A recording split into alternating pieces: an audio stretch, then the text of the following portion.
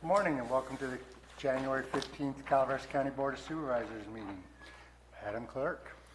Item 1 on the closed session agenda, conference with legal counsel, anticipated litigation, significant exposure to litigation, one case pursuant to Government Code Section 54956.9D2. Is there any public comments? Seeing none, moving to item 2. Item 2, public employee appointment pursuant to Government Code Section 54957B1, title, interim building official. Is there any public comment? Seeing none, we'll adjourn to closed session.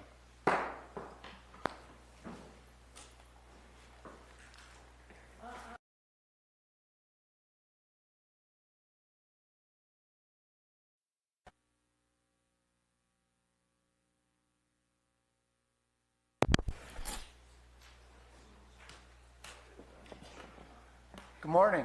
I apologize for delaying things a few minutes while we were closing up our closed session, but I'd like to welcome you all to the Board of Supervisors meeting for January 15th, 2019. If you can please rise for the Pledge of Allegiance. Supervisor Stopper, will you lead us?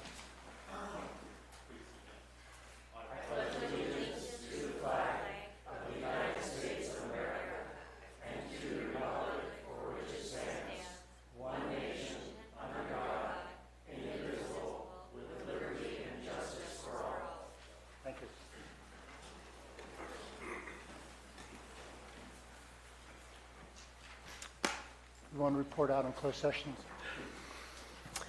Report of today's closed sessions. Item 1, conference with legal counsel, anticipated litigation, significant exposure to litigation, one case pursuant to Government Code Section 54956.9D2. There was no reportable action taken. Item 2, public employee appointment pursuant to Government Code Section 54957B1, title, interim building official. No reportable action was taken. However, the board has chosen to take action during item 4 on today's regular agenda.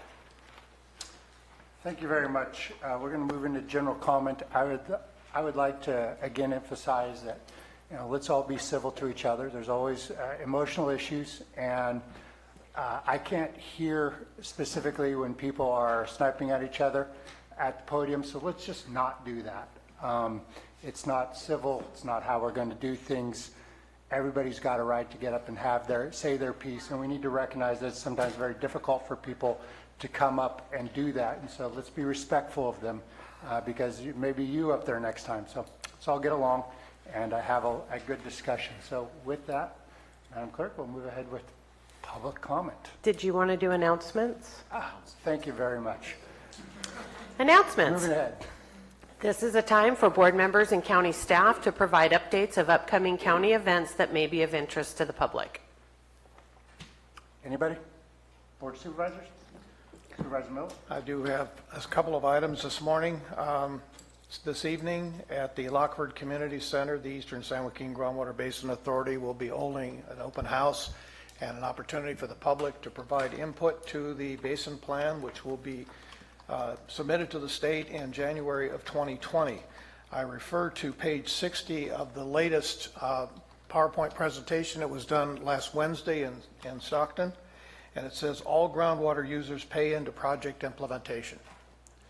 What I want you to understand is that all of the area south of Highway 12 and east of Highway 26 is in that basin. If you are a groundwater user in that basin area, you need to provide input now. And so it's important, if you can be there, take the time to be there. There is a Chamber of Commerce mega mixer Thursday evening at 5:30. A lot of the local civic or business organizations will be attending.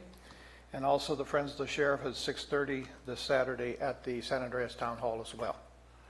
Those are my announcements this morning. Thank you. Very much. Any other supervisor announcements? Announcements from staff? Very well. We'll move on to public comment.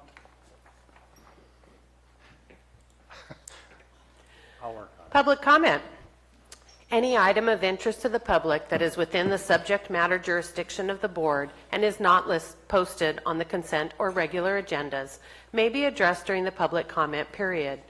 California law prohibits the board from taking action on any matter which is not posted on the agenda unless it is determined to be an emergency by the Board of Supervisors. If public comment is completed before the 30-minute allotted time period, the board may immediately move to the next order of business. If public comment is not completed during the allotted time period, it will be continued as the last item of business in order to provide an opportunity for the remainder of comments to be heard. Thank you. And if you'd like to speak and move it a lot quicker, if we formed a line, no more than 5 people at the door. Good morning, Board. Gina Gonzalez, Angels Camp. I wanted to thank Marita and Dennis for both attending the volunteer fair. Being on a board of a nonprofit, it's very important to have that event. We talked to quite a few nonprofits in this county. We have quite a few. And we've opened our eyes to let us know that there's other branches of government besides the government. There's many, many volunteer entities that we could use as laborers if a disaster happened again. I wanted to thank Marita for the information you gave us. I really appreciated it. It opened our eyes for funding. Dennis for encouraging us to keep going when our county government is kind of like going to us. Anybody who didn't go, I hope we have another one in the spring, and I wanted to thank the Chamber of Commerce also because it was a very, very successful event, not just for the public, not so much the public, for us as to network with other nonprofits. Thank you.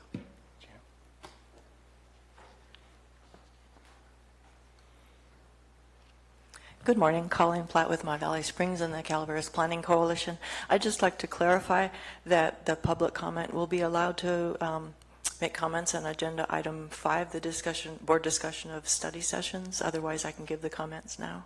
We'll have comment on that. Thank you for clarifying. Thank you very much.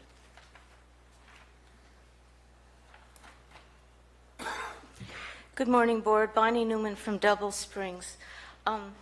Last week, I defined the word wall in a manner of trying to create awareness. Today, I have 2 definitions. The first one is patriot, a soldier, a hero, any person who's willing to give up his own life for the betterment of his country. And then I have, as a definition, the word traitor, one who is willing to give up his country for the betterment of his own life. I'm not naming any names, but you know what my crusade has been. And I just want people to understand what a patriot is and what a traitor is. Thank you.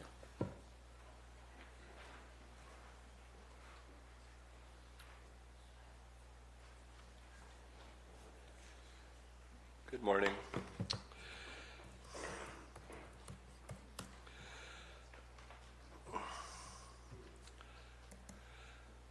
Mr. Chair, and a warm welcome to the newly seated board members. And Supervisor Garamendi, as you assumed the chair, you offered some suggestions to regular attendees of the meetings on how to comport ourselves if our aim is to influence the board. And you asked if we conduct ourselves in a manner that reflects well on our county and ourselves. I'd like to see that as well. And I'd ask the same of the board. We've seen some really reprehensible behavior on the partisan board members over the past couple of years. And as leaders to whom much power has been given to affect people's lives, for better or for worse, I hold you to a higher standard to lead by example. The artifices of rules and decorum are just that. And when people hide behind them while enacting cruel policies, they deceive no one but perhaps yourselves. And some unpleasant sounds from the peanut gallery are kind of the least of the repercussions. And consider the degree to which public sentiment reflects the attitudes and actions of the boards. Having said all that, I'm really optimistic going forward with this new board. We'll witness a sea change in the level of mutual respect and how the public and elected officials regard and treat each other, at least the majority of us. As the newly elected chair, you also spoke of your intention to facilitate deeper dialogue with your fellow board members. I'd like you to encourage that thinking to include the public. If there's one single thing I think would do the most to facilitate the best outcomes for everybody concerned, it's got to be eliminating unnecessary barriers to real dialogue between the public and the board as a whole in this precious little time while we're together in this room. I understand the need to run an efficient meeting, and I'm proposing re-examining efficiency with an eye to the bigger picture. A lot of this year's agenda is apt to be a redux of last year's agendas. I attribute a lot of that to people in power using flaws in the system to press their agendas rather than having open, respectful dialogues in the spirit of collaboration. Finding ourselves revisiting last year's policy directions again this year is evidence that we can do better. The chair has broad discretion in how discourse is conducted, especially in study sessions. Serial monologues don't a conversation make. The more inclusive the collaboration up front, the less we'll need to revisit those same decisions going forward. And government's drawing legitimacy from consent of the governed is a notion with a lot of room for improvement. The main thing between the people in this room and a more collaborative process are the desires to hold power and the failures of imagination. And I'm looking forward to working with the new board to achieve more successes of imagination. Thank you.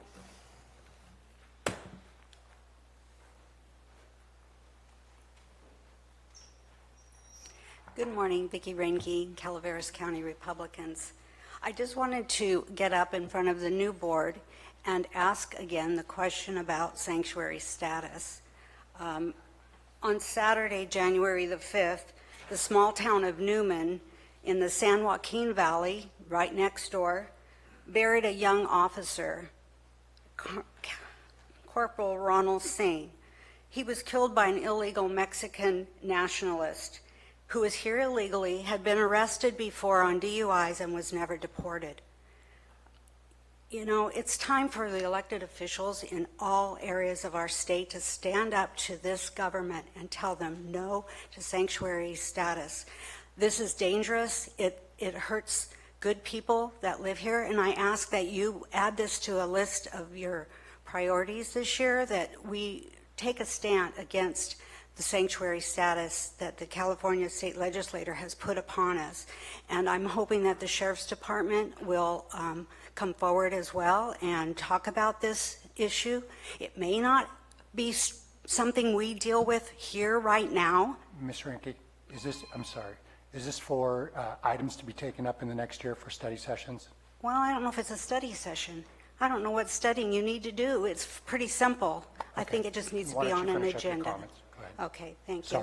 Sorry. So anyway, just to be on an agenda item, and that you would take a stand to let our government know that this isn't right for the state of California. Thank you.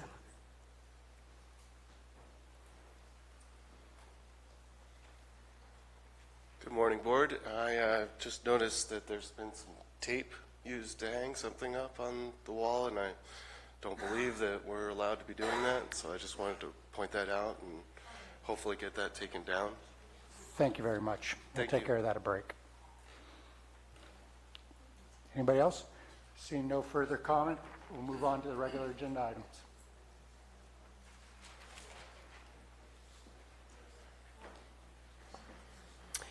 Consent agenda items are expected to be routine and non-controversial. They will be acted upon by the board at one time without discussion.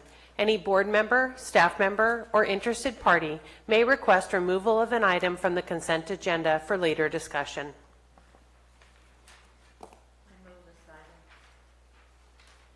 Seeing public comment?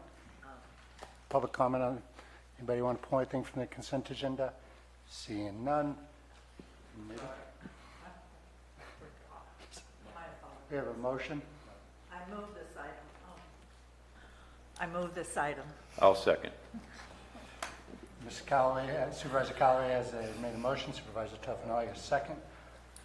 Any further discussion? Seeing none, all in favor? Aye. Opposed? Passes 5-0. Item 4 is from Human Resources to adopt a resolution appointing Jeff White as interim chief building official effective January 16, 2019, and authorize the board chair to sign the employment agreement. Good morning, Chair, members of the board. Judy Hawkins, Human Resources and Risk Director.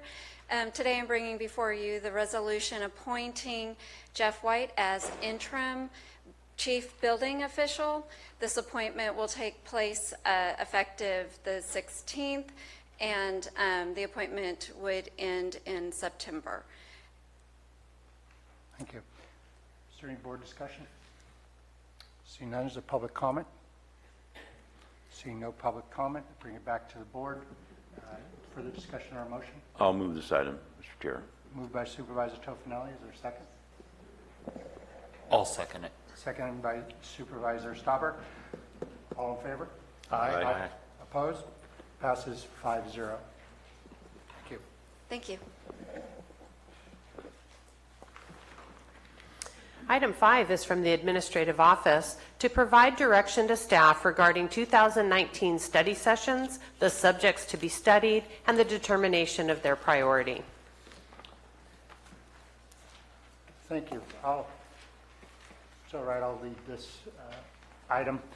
As we've discussed in prior meetings and over the last couple of years, really what I want to do is bring forward this item to set forth a series of study sessions. We've set aside the third meeting of the month to go into depth into issues that are facing the county.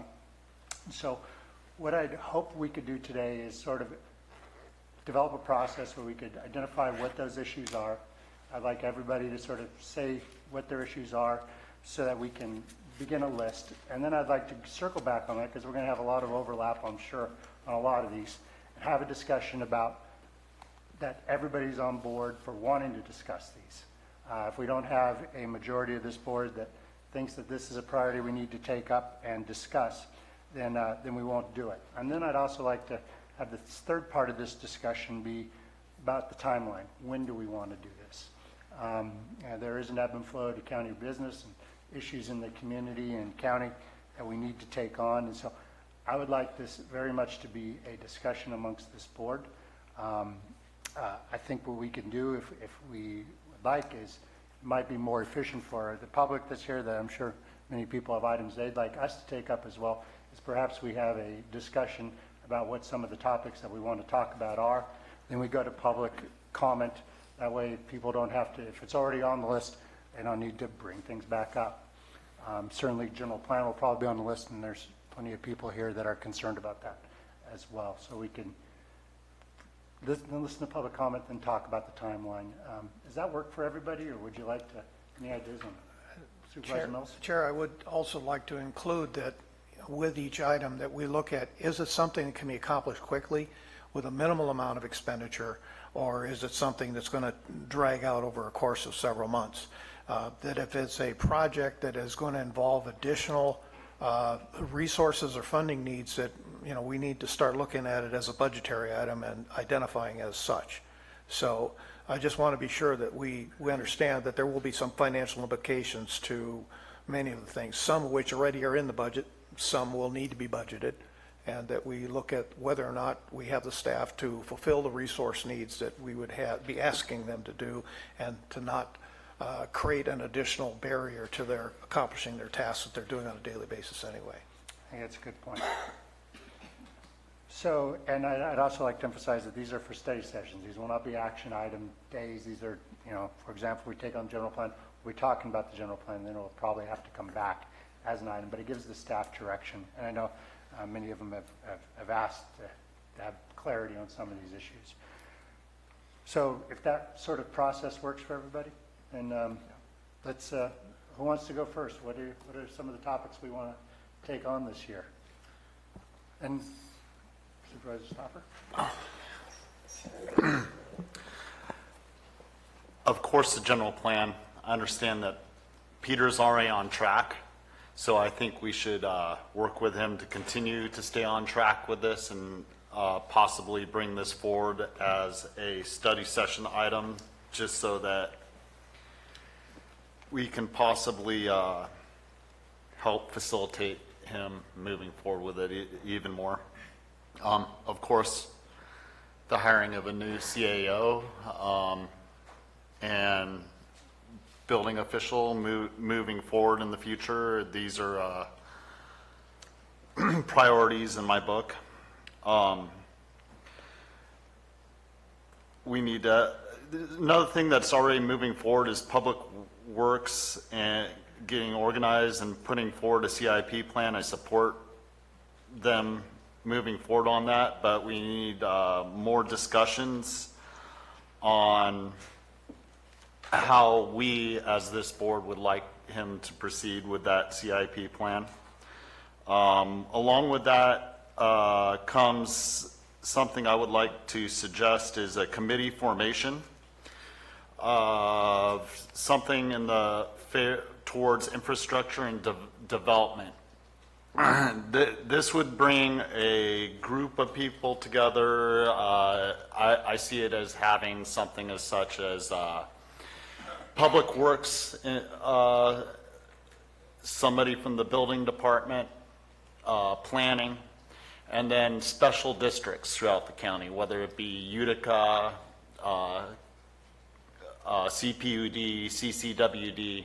But as we're moving forward, we need to start working together so that special districts in the county aren't overlapping each other, so that we aren't paving a road that's going to get tore up next year. Yeah, and that way everyone has an open venue for coordinating together. And this way we can save the ratepayers, the taxpayers, and everyone else money down the road so that we aren't repaving a road twice in 1 year. You know, of course, solid waste management.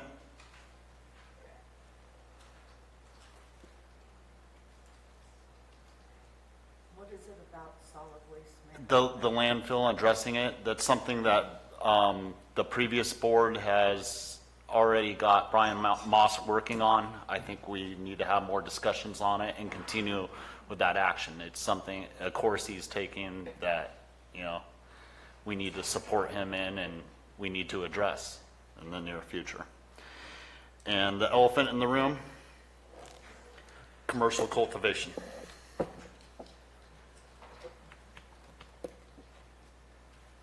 Okay. Let's go next. I'll go next. I agree with Dan on bringing back the cannabis issue for regulations. I know it is an emotionally charged. And you have to talk right into it directly. I might need to turn it on. I know the cannabis issue is an emotionally charged issue. I'm not proposing that we go through it like we have in the last 2 to 3 years.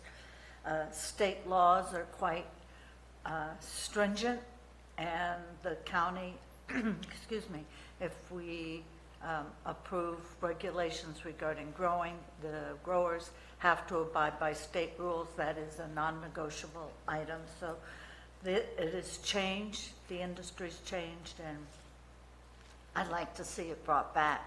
And while we're talking about the elephant in the room, I'd like to bring back Section 1791. That's where we are regulating in coordination with the state the implementation of medical and adult use. We are dispensaries. We have 3 dispensaries in Calaveras, and we need to bring our ordinance up in relation to what state rules are. That's consistently been in the ordinance since we first did it years. I don't remember what year, Gary might remember. And it was before 2015. It was because I was part of that where we said it had to be on C2 PD or C1 professional. I don't remember the zoning, but we need to bring that item back. Also, an example is our ordinance says that it can only be a nonprofit. State law says you can be a for-profit organization, and if we're supposed to be promoting businesses and we get revenue from the dispensaries now, then let's just face up to the fact that they can be a profit. And that's just an example, excuse me, of a change to our code 17.91. The other issue I would like to bring up, and of course it's my favorite department, no offense to any of you in the county, is the animal shelter. We've talked about it for years. The place is, 50 years old, and I think we need to at least look at what it is, what it would cost us to have a new shelter. And those are my three big things. Dennis, Gary? I got more than three. Thank you, Chair. I don't see tabs on the book, though. So Pardon me? I don't see a bunch of tabs. For those that don't know, when it comes to a budget book, my budget binder has so many tabs it could fly. So that's just a common joke here. I think that we need to start reviewing codes in the county. And the reason I say that is because a good example would be our codes regarding how we treat fiber infrastructure, how we treat broadband. There seems to be a mix. Many codes go back into the 60s, 70s, and there's been many state rewrites on some of those things, and I think we need to take the time to review those as a policy matter, whether or not those codes apply today or whether they need to have a broader statement. I have been working independently, asking the local fire districts and CAL FIRE and the Resource Conservation District for their support in the development of a county fire marshal to enforce PRC 4291 and 90. The purpose is to assist in the fuel break projects and also the dead tree removals in the county. I think we need to have a discussion possibly for something to include as part of a budget item for next year if that's where the board wants to go. I think the DA offices need to get out of the travel trailer. And to Ms. Calloway's point, I think that one of the options would be to discuss where do we want to put them, and how is that all going to play out, because the old jail is not being used. It's sitting over there. It's been sitting there since 2014, and nothing's happened. It's time to do something with the old jail. So that's another part of this infrastructure that I know that was brought up here previously. I think we need to have some clear set purchasing and contracting policies. If it means that we have a purchasing agent, we currently do to some degree, but we need to give them the latitude to take care of all of the issues surrounding purchasing within the county. I know that Supervisor Stopper had alluded to the capital improvement plan, and yes, the previous board did approve one, but I think that with the new board, it might be time to review that plan and decide whether or not, so I agree. I think capital improvement plan is another piece of it. The last one that I really want to talk to is legislative input. This county has literally been off the table when it comes to legislative action that's happening in Sacramento and Washington. And I think that it's time for us, and I know that with the Water District, Calaveras County Water District, they had a legislative committee, and I think that is something that we need to find a way for us to be fully aware and cognizant of those issues that are being presented at the state and national level, and not consider us a victim waiting for them to tell us how they want to play it.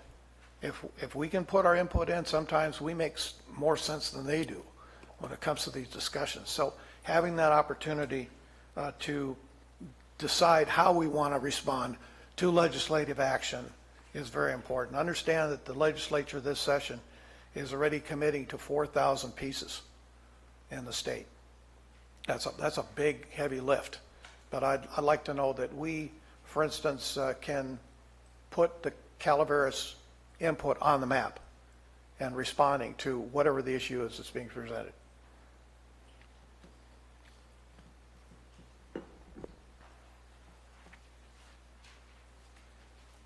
That's it. Oh, sorry. Oh, there you go. Just to say a list, that was pretty manageable. Yeah. Supervisor Tofinelli? To speak to all of what's said, some of it's on my list, but the jail that Dennis brought up, we approved during the last budget hearings, and we have a plan, and we have a committee that's going over the jail portion of it and removing that jail. I don't know exactly where we're at, but there's money in there for that. And I think we were addressing money for the DA's office also, reconstructing that, moving over there. So where we are on that, I think maybe we need to bring that back and discuss it. I'm in agreement with that. We do need to get the DA out of where they're at over there and back over here on campus where they're in conjunction with everybody, operating with everybody here. My concerns are, since we're past 6 months into this budget and we're mid-January, midterm budget, and where we're at in standings with that.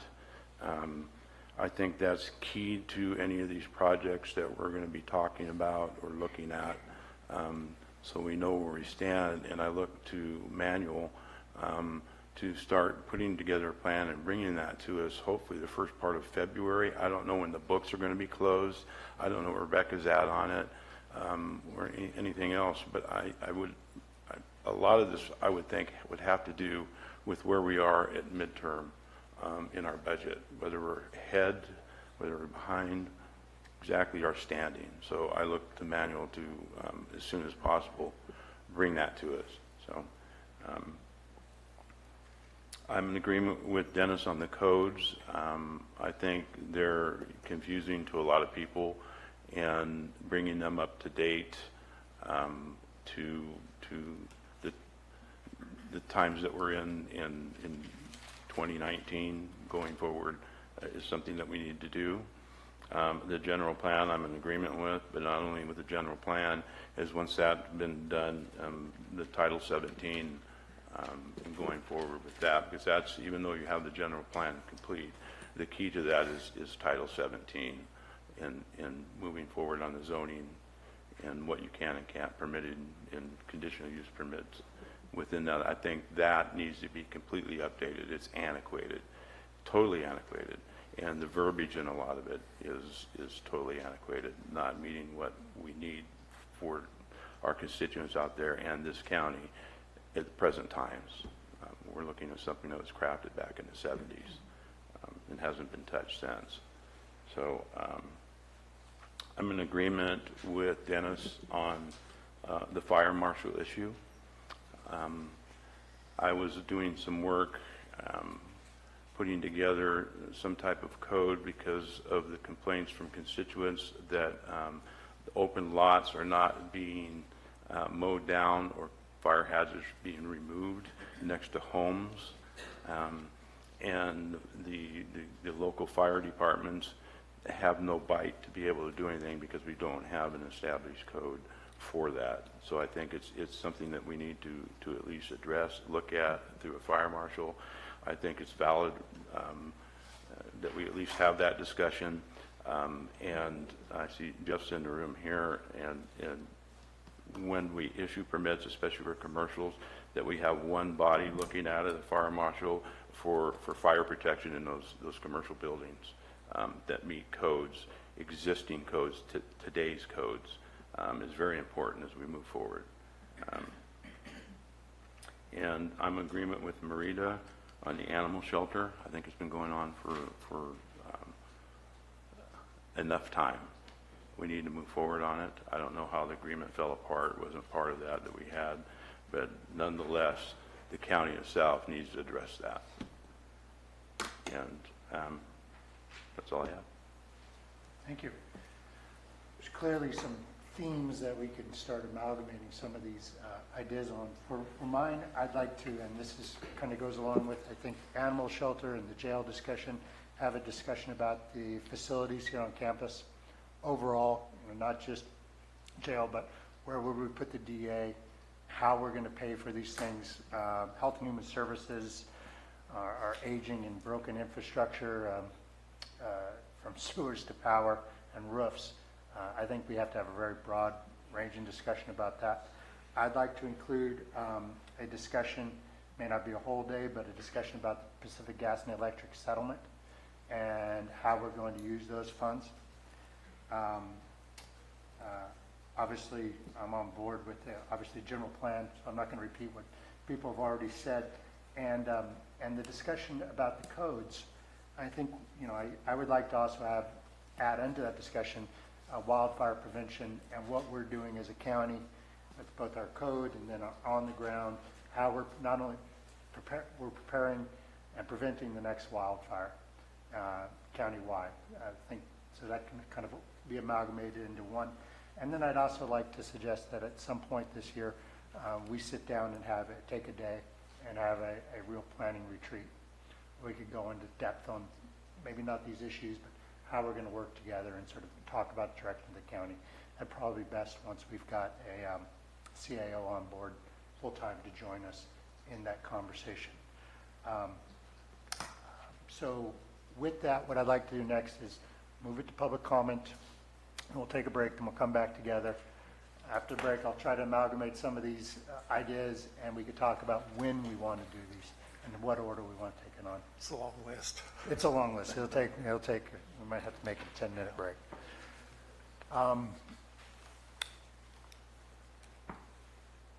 For behalf of, let's take a 10-minute break right now, if it's all right with everybody, and then we'll come back to public comment. Thank you very much.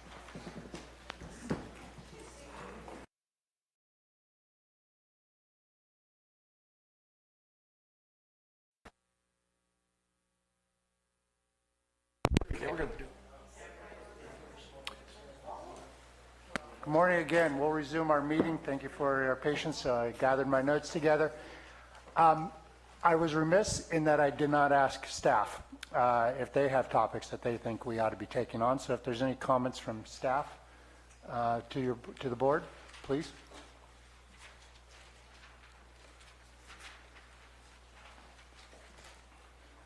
Good morning, Peter Maurer, Planning Director. It looks like I'll be up here a lot this coming year. Just wanted to give you a little bit of an update and some of the perspective that I have on certainly the general plan. Here, cannabis is a topic that's likely to come back.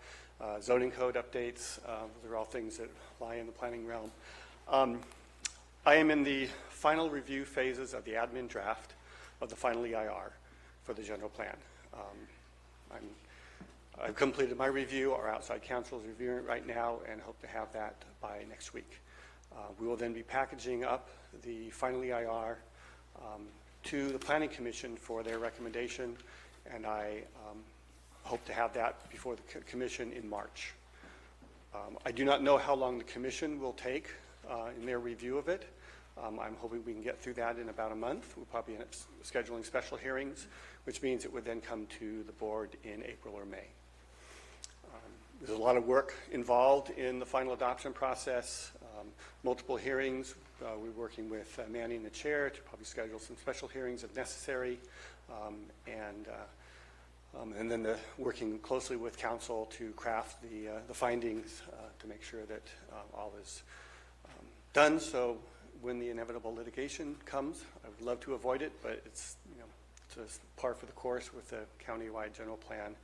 We're in a good position to defend whatever decision the county makes and the board makes on that. Once that is done, we will then need to talk about implementation. County code updates, obviously, there are a number of measures in the plan that talk about different updates to the codes. Comprehensive zoning ordinance update is certainly overdue. I think that's definitely worthy of a study session as to how to approach that. There are some things that desperately need to be fixed right away. There's some priority requirements of the implementation program of the general plan that says these are sort of high priority items. Do we want to take some of those first? Those will be things that will need to be done and decided by this board as to how do we approach that. Zoning map update will be one of the first critical tasks to make sure that our zoning is consistent with the general plan land use designations. That's something that we're required by code to do, as well as state law, so that would be something that I would undertake immediately upon adoption of the general plan, is to work on that mapping exercise and bring that back to the board. So I think that I would recommend that you add to the list a discussion after the general plan is adopted of implementation. And what are the priorities? There's a long list of items in the general plan that say things we're going to do besides just code updates, greenhouse, gas AB 32 requirements for greenhouse gas reductions, a lot of things like that are state mandates, housing element issues. All those things need to be looked at and decided where we spend our limited resources. The CAO asked asked me yesterday how that timing might fit in with some of the other things, particularly with cannabis.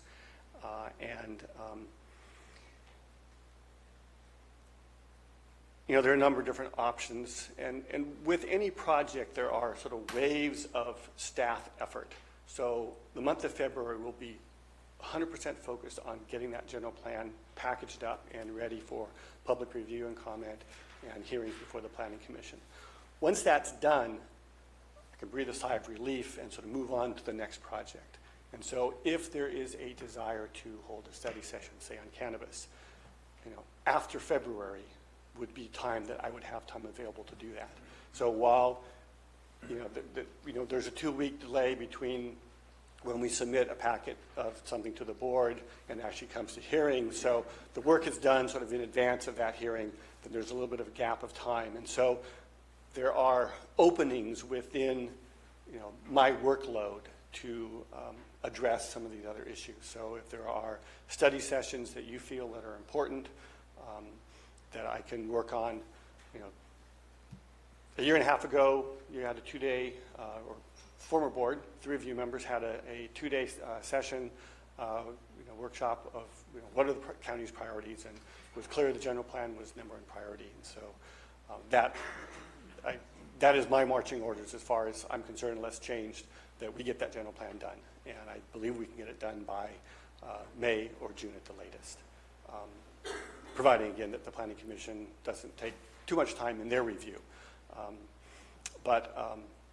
Beyond that, there are a number of items that I'm happy to work with you, and that they can be fit in, but the getting that general plan done, working on the findings, working on the changes to the plan that are recommended through the EIR, any direction that we get from the commission or the board to make modifications, that's the number 1 priority for me. But general plan implementation would be something that I would recommend you add to your list. And then we look at that list of zoning ordinance updates, whether it's comprehensive, we take bits at a time. A zoning ordinance update is almost as time-consuming and complicated as the general plan itself. In some ways, it's more complicated because every word means something. Where the policy language can be somewhat vague with the general plan, the code is what the code is. And so an or an and, what does is mean can sometimes be a very critical issue. So it takes a lot of effort to work on that, and a comprehensive general plan is a real task. Or a comprehensive zoning ordinance update is a huge task. But excited to be working on some of these things. Any questions? Thank you, Chair. Peter, I do have for clarity. So when a general plan is completed, are you going to be able to give us at least an initial grouping of rewrites that you feel need to be in code and where we need to go from there, so we can already start thinking about what those might be? Yes. My intent would be to come back shortly after the general plan is adopted with sort of a list of the implementation measures. And included in that will be a number of code rewrites that need to be done. And then we can look at that and sort of parse those out as to, well, these are critical, these aren't quite so critical. And then the decision to be made is, do we take it all? Because the problem with our code now, some of it dates back to the 60s, actually. Most of it was rewritten in the 70s. There's been umpteen edits to it over the years. And some of those edits have created conflicts. And one part of the code says one thing, the other says just the opposite. And how do you rectify that? So those things need to be done and need to be looked at comprehensively. But there are some critical issues that we've faced over the last few years. Agricultural uses in residential zones, for example. That's something that keeps coming back and haunting us. We've got complaints from neighbors, those kind of issues. So it may be appropriate to look at, let's take a couple of these things right away while we're working on the comprehensive update. But again, that's a decision that you need to make, but, I think we need to have there's a perfect example of a study session item where we can really get down into the nitty-gritty of what do we want to do, how do we pay for it, how much time is it going to take, what kind of resources do we need, and how do we make the most of that. Do we embark on a whole comprehensive rewrite, or do we just take those, to start off with, those key critical issues that need to be looked at? So my next question has to do with the community plans. And there are some that are already pretty much in place, others that were worked on and dropped, Copperopolis being an example. And I'm sure that some of these that don't have community plans that desire them want to get started on that. Absolutely. And so, we need to know what that timeline is for those community plans so that those interested parties can start to provide that vision in their communities. So I hope that that is part of when we talk about the general plan update. We're also talking about those community plans need to be updated or need to be implemented, and what is the timeline to accomplish that as well. So as part of the draft, there were the community planning element was included. A number of the communities, particularly in District 2, as well as Rancho Calaveras and San Andreas, were included in that, but we recognize that Valley Springs, Copperopolis, and the Highway 4 corridor communities have not had an opportunity to be included in that. That would be one thing that would be on the list of the next steps. How do we finish those, or even in some cases start them, so that they updated plans can be included in the general plan for those communities as well. So absolutely, that needs to be a part of the discussion of what's the next steps in the general plan process. Do you think those could be accomplished within the next 12 months? Some of them? Realistically, I don't believe so. I'm just thinking in terms of our list. We don't want to go beyond. Certainly, we want to get started on some of those. Right. And I had intended a while back, but never quite was able to coordinate with the former CAO about bringing to sort of a work program for planning department of all the things that have been suggested, requested, my own ideas of, what does the planning department need to focus its attention on? And then have some input with the board. So I think that it fits in with general plan implementation, but in a way it's almost broader than that, because we'll want to look regularly at the general plan. Once it's adopted, it doesn't just go on a shelf. Unfortunately, in many cases it does, but it should really be treated as a business plan. How are we doing? Look at it on a yearly or by every 2 years. How are we doing? Are we moving in the direction we want to go? Are there policies and issues that we didn't address sufficiently? Have the situation changed? Has the economy of the county changed to the point where we need to revisit some of these issues? I hope the county never has to go through a comprehensive general plan update again. I think if we look at it every couple of years, we see where we need to make minor adjustments. We look at how are we doing, keep sort of looking out, 20 years in advance, but also, have things changed in the last, 2 or 5 years since we adopted the plan? What do we need to do? That way we keep the plan updated, and we don't need to go back and say, oh, the whole thing needs to be thrown out, let's start all over again and spend another 15 years and $1.7 million on rewriting the whole thing. I concur with you. It should be a working document that not only is the local area fluid and things do change, but also the state legislation. So, I mean, there may be times we need to amend it to comply. And we do get 4 amendments per year. 4 amendments for the land use element. Some other elements don't have any restrictions. Some do. It varies, but you can certainly amend it up 4 times or more depending on what's being amended. So that affords us the flexibility to make it a working document. Yes. Thank you, Peter. I might add, Supervisor Stopper, that I was talking to Stanislaus County. They actually have a standing committee of their board with their planning commission that regularly takes up different elements just to review them, keep them fresh, so it's always happening. So as Peter pointed out, we don't get stuck 15 years and 1.7 million in the hole. Thank you. Thank you. Excuse me, Al, Stan is behind you for finish up staff input, sir. morning, Board. Stan Moore from IT. One of the areas that we would like to have considered for a study session would be the status of addressing in the county, the addresses for all of our properties. For some time, forever, addressing has been a problem within Calaveras County. There's a lot of reasons for that, but there's approximately 5,000 addresses that have been identified as being out of sync with the county's addressing standards. So some basic ones could be things like I don't have north and south addresses or east and west addresses put in where they should be. I've got the wrong street name, and that could be as simple as where my driveway comes in versus where I thought that it was coming in. It could be that years ago, someone on a driveway decided that they wanted to have a road established, and they kind of liked the idea of naming it after their last name and not using a county standard name. So there's a lot of reasons why we have addresses that are incorrect. Those are some pretty simple ones. There's some very serious ones as well.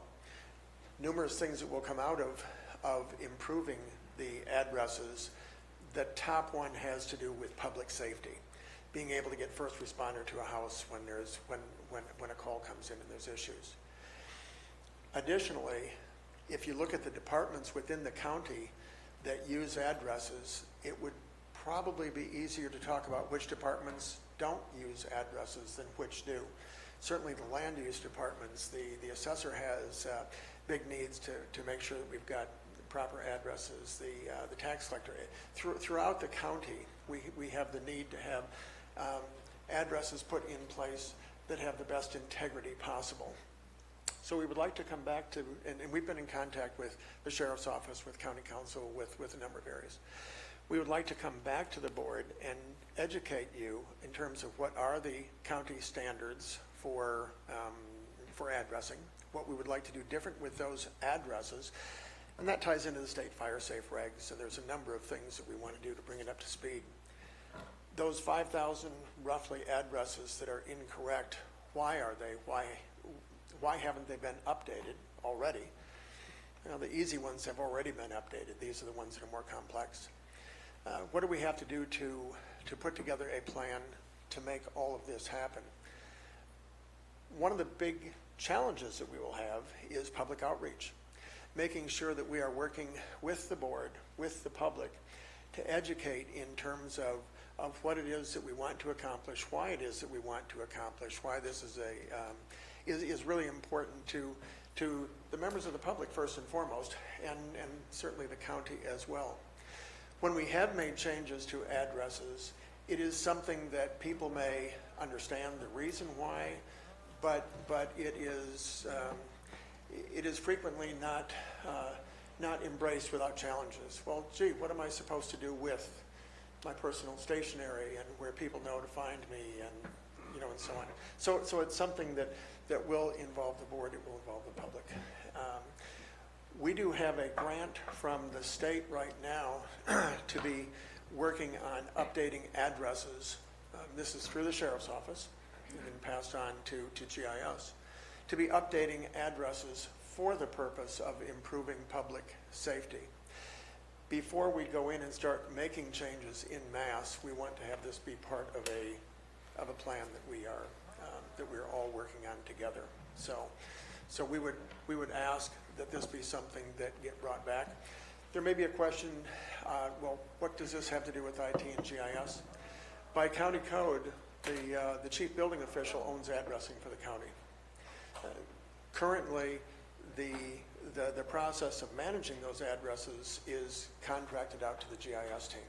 So GIS works with the addresses, charges back to the chief building official, but it is under the ownership of the chief building official, everything to do with addressing. So, thank you. Are there any questions for today? Thank you, Chair. You didn't speak to the out-migration of your servers over to the sheriff's building. You also need to be looking, possibly, we spoke to the issue of shared servers with other counties. Certainly. I think that you need to bring back something to have a broad discussion on that, because that's a critical piece of infrastructure here. I agree, and I would probably tie that into a discussion on continuity of operations / disaster recovery, and that would tie into to exactly what it is that you are talking about. But I would like to add that to the list, because I think it's I a applaud that. critical piece. Yes. Thank you. Okay. Thank you, Stan. Any other questions? Thank you, Board. Auditor Controller, Ms. Cowan. I will agree with what Stan says about addressing. That was one of the, I'd say probably one of the failure points that we had during Butte Fire. It was very difficult to try to coordinate with CAL FIRE, and having, we had multiple outside agencies and they're not familiar with the lay of our land, right? And so trying to get them to go to the particular areas they needed to go was difficult because the addressing just isn't quite there. And that's been kind of a bone of contention that we've all had for years. I would say the addressing overall would be, I would think it would fall under some, it would be like a hazard mitigation project. For sure, looking at that, because if addressing is kind of rectified in our county, which our county has probably one of the worst addressing problems when we talk to other counties. Every county has kind of their own issues with addressing. People, they get very personal with their street names. But for some reason, we've really done it. So it seems to be a little bit more difficult for us. My two issues that I think that the board really needs to discuss would be priority-based budgeting. Every year, it's kind of like we look at what we budgeted the prior year and we either try to keep it the same, or we might just put upon all the departments to do a reduction, or whatever it is, but there's really not a consensus by the board on what your priorities are overall. So you've got umpteen different department heads that are all going forward based on their priorities. And obviously we all have mandated activities that we have to do countywide, but then there's programs that are not mandated, that, we just provide various services and different programs for the public, but they're not necessarily mandated. And the reason I say priority-based budgeting is because the other thing that we really need to talk about is our unfunded liability with PERS. And I've been talking about this for years, and the bills just keep coming for PERS. And so we just received our latest actuary, our unfunded liability for our miscellaneous contract is increasing by $1 million. So we're going to continue to see this ramp up every single year. And we don't have as many classic members anymore. So that means the employees that were hired prior to PEPRA, the Pension Reform Act, in 2013, they are now retiring. And so we are now having to pay for those classic employees' retirements. The PEPRA employees that were hired after that date in 2013, they theoretically are paying their portion, and we pay our half of their portion. So theoretically, there's no forward unfunded liability. But we have this massive unfunded liability on the classic employees. About 50% of our employees now are PEPRA, which means the other 50% that are left are not, there's not enough payroll to actually make the payments to PERS. So we're having to come up with that additional lump sum locally. So it's not going away anytime soon, and in fact, it's getting much larger every single year. And that's going to be very critical on every single one of our departments, because for most departments, the largest expense in our budgets are our salaries and benefits, and specifically it's PERS. So when I talk about priority-based budgeting, part of this is because we don't have any, it's not like we can negotiate with CalPERS to have a lower rate, right? We can't say, well, can we pay less of a lump sum? No, we can't. We're in PERS. There is no logistical way that we can get out of PERS. So we have to figure out how do we make it, I guess, more palatable to continue to make these very large lump sum payments and payments to PERS. And part of this is you either are going to have to generate more revenue, you're going to have to reduce expenses. It's a combination of all of it. So, you know, I'm really kind of looking to the board. Where do you see this county going? What are your priorities? Because as we start getting squeezed because of salaries and benefits, we don't have enough resources to kind of keep up with that ramping up of those expenses.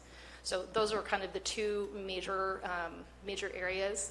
That priority-based budgeting, I think, will help us all kind of determine where we need to go, what we need to set priorities on, how we need to structure our departments, and then also thinking how are we going to continue to make sure we have the resources to pay PERS. On that note, we had discussed in this budget the discussion of the IRS 115, which was a pension stabilization. That still has not happened. So that would be another item that I would like to work with the CAO to look at bringing that forward. That is another option that we could use to stabilize some of these ongoing costs and making sure that we have something that continue to fund that to help offset that. Thank you. Any questions? Any questions? The unfunded liability in PERS, from what I understand from the beginning of last year till 2023, the cost is going to double. It'll about double. At the very, in the best scenario. So I understand where you're going with that. And that cost is passed on to us. These are really complex subjects. And Right. it's going to take a lot of questions to deal in. Yep. So let's just stay So, up here and yep. check. But I just wanted to make sure you add it to your list. Yeah. All right. Supervisor Stahl? Thank you. Thank you. Supervisor Mills, your light's on? Oh, sorry. We need to learn to bond here. Wouldn't this be a topic that we discuss at budget time? Anyway, I mean, why do you see it as being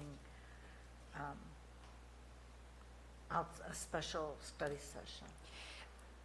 Because we need a long-term plan to deal with this. This isn't like we're going to fix it in one budget cycle. This is a multi-year issue. And we have historically had a problem with multi-year budgeting. We just don't do it. And so it's like we you know, get the budget together and it's done and it gets stuck on a shelf. And then I'm sitting here saying, well, what do we do for next year? Because next year is going to be, for PERS, is going to be worse than this year. So there needs to be a kind of multifaceted plan with discussion with the board on how we deal with this, because it's not one thing that's going to make this go away. It's not going to go away. But we do have to come up with a consensus of how we move forward and how we make sure that there is a priority to getting this funded. I mean, Yeah. but that's not the only thing. So going back to study sessions, I'm trying to stay Yeah. up here. On priority-based budgeting, is that something you'd be looking at, like we do a 3-year plan? It would probably be beneficial 3 to to do 5. more than a one-year plan. I mean, if we could get 2. Oh, no. Right now, we no, got 1. it. Let's, I support that, thank you. okay, let's stay up high. Yep. Anything else? Nope. Thank you very much. Seeing, no, excuse me, Jeff, are you coming up as a staff or public? Because you're not, Well, I don't think your contract starts till tomorrow. does I know that. I could be staff and, I think I'm somewhere in between. it? What would you like? But at any rate, I would like to thank the board. Hello, everybody. Good to see you all again, for your trust and your confidence in me to take over at the building department. I'm looking forward to that. I want to touch on one issue that I felt when I retired was paramount, and that is the fire marshal, lack of a fire marshal in this county. We were able to do coordinated efforts in the past with the local fire districts on the needs that were required for fire life safety. Commercial jobs are kind of a different issue because every one of them is not the same. So proper fire planning would be a huge advantage for the county to have a person in that particular category that could very well serve the public and the county for good fire management and good fire inspections and good fire plan check. So I'm an advocate for that in the strongest way. Thank you. So, anything else? Oh, I'm glad to hear that Stan's going to help me with the addressing. Seeing no questions from the board, we'll move on to public comment. And again, if you wish to speak, no more than 5 in line, and it'll help keep things moving along. Al, you're first up. Okay, Al Secala, Taxpayer Association. I'm really pleased with it. I've seen more thinking going on now than years because you're really looking ahead. And this is a good thing for the taxpayer. On cannabis, there seems to be a conflict between industrial hemp and the recreational commercial. And when you have that study session, we'd recommend that you get an expert on that to see if that would affect any kind of a regulation aspect. A lot of the items that I put down, you already covered, so I don't have to go over them again. Lake Tulloch short-term rental review. We don't know what's happening. We put some pretty onerous regulations on people that would want to rent their vacation home for less than a month, and I'm not sure if that's working or not. I'm not even sure how many people have applied. I don't know the effect it's having on our economy. Are people not coming here because of that? We need to look at the whole picture in a study session to see if you want to continue that regulation or not. On transit occupancy tax, apparently there's some resolution coming about on the nonprofit being exempt. We also want to make sure that hospitals and healthcare facilities like rehab places are also exempt from the TOT. Road study, we ought to be looking 20 years, not 2 years, 20 years, and try to see the lifespan of these roads and find out what was going to be needed, when they need to be replaced, when can you stop the patching and have to do a different surface treatment. In other words, you need long-term planning, maybe as much as 20 years, on all the roads in the county that's under the control of the Public Works. On general plan, that's a complicated subject. I don't like making the planning director a policeman, and that's not worked very well. But we need to have constitutional protections for property rights. No doubt about it. The general plan is part of the U.S. government, and it's under the Constitution of the United States.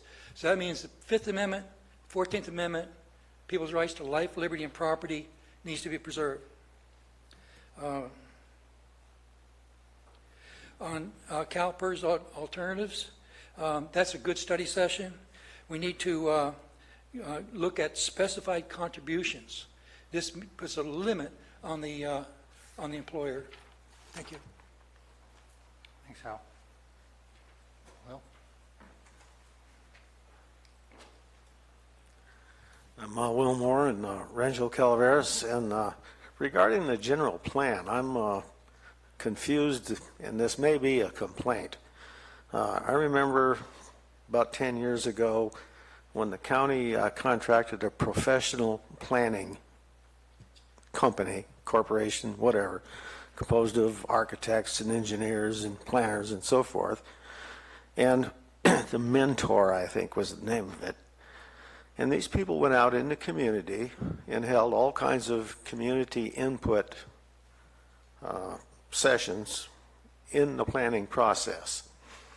And it seems to me that since then, the professionals have been fired and replaced with amateurs who are planning mainly on the basis of maybe personal financial interest and political ideology and so forth. And so far as I can see, there's no public input in this planning process. As Peter just mentioned, well, after they've made the plan out of sight, there's going to be a period of public comment. Well, I don't know. What does that period of public comment do? It doesn't input the plan. I live in Rancho Calaveras. I have no idea what the plan is for Rancho.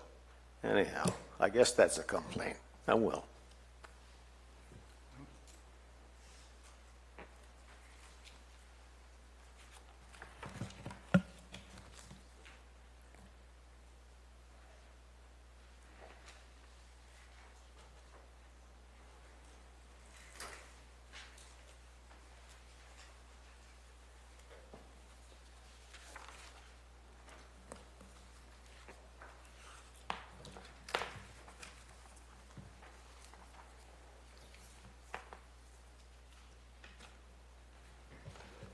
Just wanted to wait till you all got a copy. Okay. Colleen Platt with My Valley Springs and the Calaveras Planning Coalition. I'm here today because you are the board that will approve the general plan update, and we ask you to hold a study session on this topic as we have reached the critical phase of preparation of the final environmental document. The Planning Coalition has been involved in the general plan update process from the beginning, over 12 years. We've been trying to help the county create a new general plan that is comprehensive, benefits the county and its citizens, and that meets legal requirements. Unfortunately, without changes to the current draft environmental impact report, there will be serious legal deficiencies in the EIR, in the final EIR.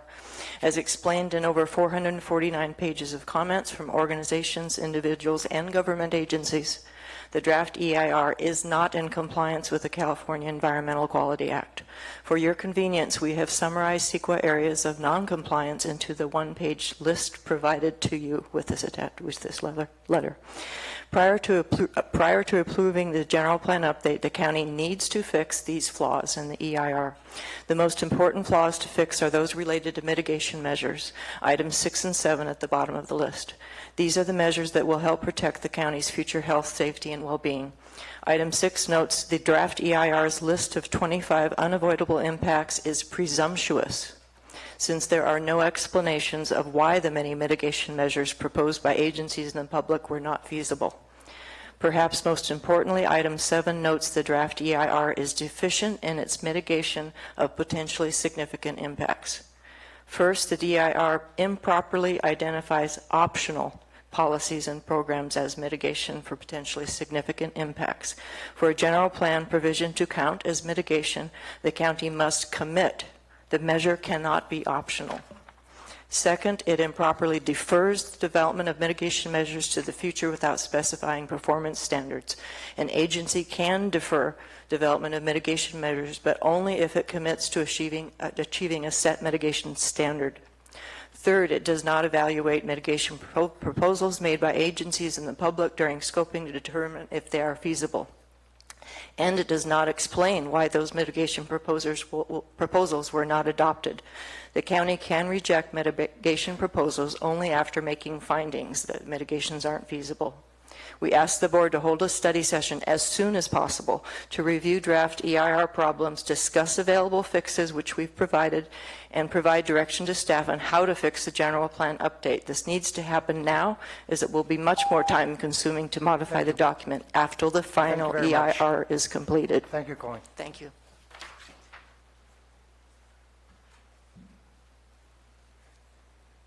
Tom Infacino, Calaveras Planning Coalition. Thank you to those supervisors who included on their list of priorities a study session on the general plan. One very important thing you can do in a study session is direct the planning department to adopt and commit to implement specific mitigation measures to reduce the 25 potentially significant impacts of development under the plan. A second and equally important thing you can do is to direct the planning department to correct the plan at least to meet minimum planning law requirements. Peter alluded to inevitable general plan litigation. I'm here to let you know that it's not necessarily inevitable. I understand his pessimism, though. In 2015, the El Dorado County Board of Supervisors just rubber stamped the staff direction, ignored public mitigation proposals. They are still in litigation now. In 2016, Amador County approved a general plan update by rubber stamping the staff direction, ignoring the public mitigation proposals. After the litigation was filed, they spent a year in settlement negotiations and finally agreed to, guess what, add multiple mitigation programs that actually were feasible. However, in 2007, Mariposa County Board of Supervisors took a week, went through the plan page by page, literally said, does anybody on the board or in the public have a problem with anything on this page? When they identified a problem, they worked through it and moved on to the next page. The board went through and added the mitigation measures one by one. At the end of the process, nobody sued. Everybody understood what was in the plan and why it was there. I guess the point I'm trying to make is that a single last-minute hearing to rubber stamp the plan at the end of the approval process will not work. Hopefully, the study session that you've all envisioned today could be somewhere in between the processes that these other counties have engaged in, and hopefully will result in a plan that we all can get behind at the end of the process. Thank you. Thank you.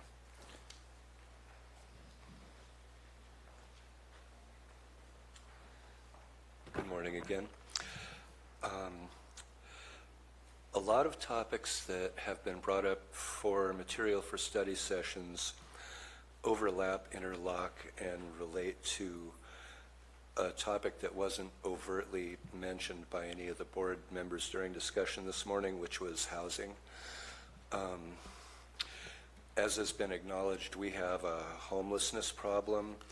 In my neighborhood in D2 in the burn scar, we have a serious housing problem, and this touches on code, and it touches on the role, the direction the board gives the new building official going forward, and a lot of other things. So I just wanted to encourage you to consider where in the study session process housing might be a topic of interest and or of discussion, and to get the best results, to reiterate, doing things for us and doing things to us are entirely inferior methods to doing things with us. So I solicit you to please solicit the input and create a collaborative effort with the people in the affected areas. And as you're surely aware, a lot of people just received news of a likely setback in their progress by way of the PG&E potentially filing bankruptcy and interrupting the settlement process. So thank you for your consideration.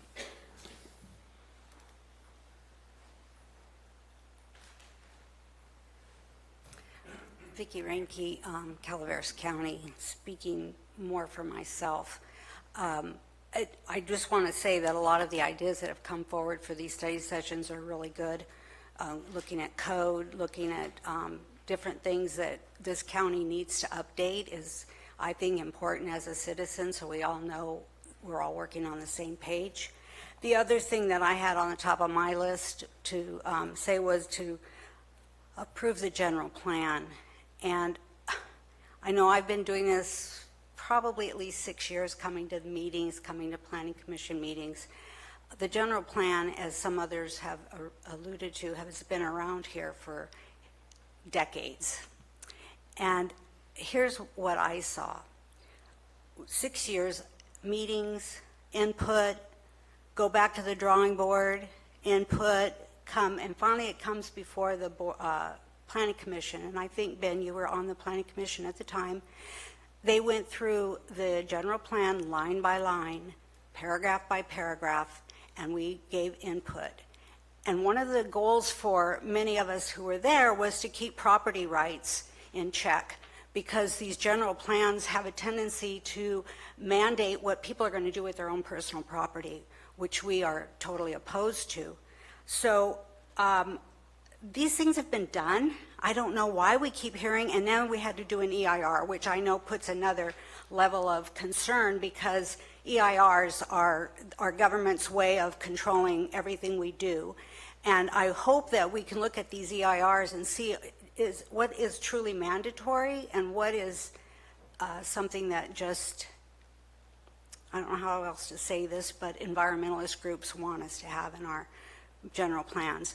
Most of the property here, not most of it, but a lot of it is ranch land owned by personal property owners. So we have to keep that in mind. This whole general plan is now telling them how they're going to deal with their own piece of property. So I would like to see us go finish that approval process, and I know it comes back before the Planning Commission, so we all have an opportunity to go to the Planning Commission, give our input on the EIR, listen to what's being done, look and see what they've done to our general plan that was supposedly going to go and get approved with policies that were friendly to property owners. So I think we have the process in place. I don't know that you need a study session except for the one that Peter Maurer has talked about after it's been approved, maybe to make sure that it gets implemented properly.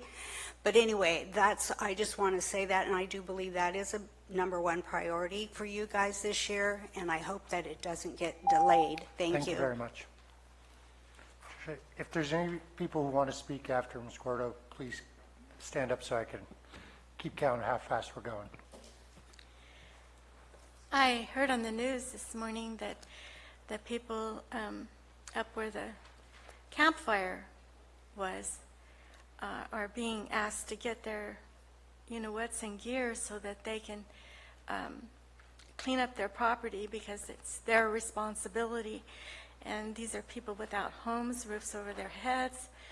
And we have people like that here. And they want to stay on their own property. And I believe that they should be given every compassion possible in order for them to do that. And I also would hope that the general plan would reflect people's personal property rights, and that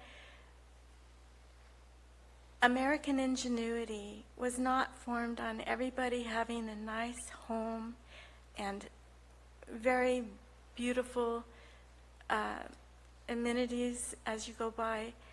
Perhaps people they have ideas about the past, and they want to keep things from the past, and they have ideas about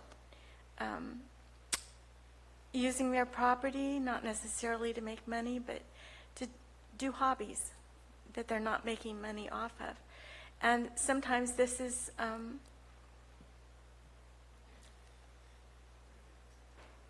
maybe not amenable to somebody else, but it's their property.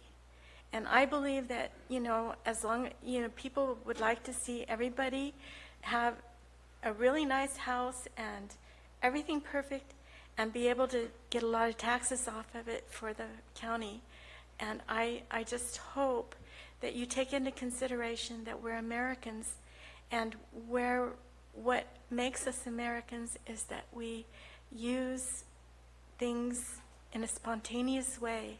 And when government comes in and says that you have to do this and you have to do that with your property, and you can't have this and you can't have that, then American ingenuity goes down the tubes. Thank you. Mark Bolger, Mountain Ranch. Welcome to the new board. As the one guy in Mountain Ranch that didn't sue PG&E, I'm going to tell y'all how you're going to have to spend your settlement, so bear with me.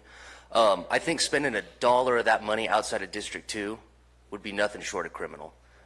We've got a ton of trees that Tetra Tech did not take down. Our roadways are beat up. District 2 needs infrastructure monies.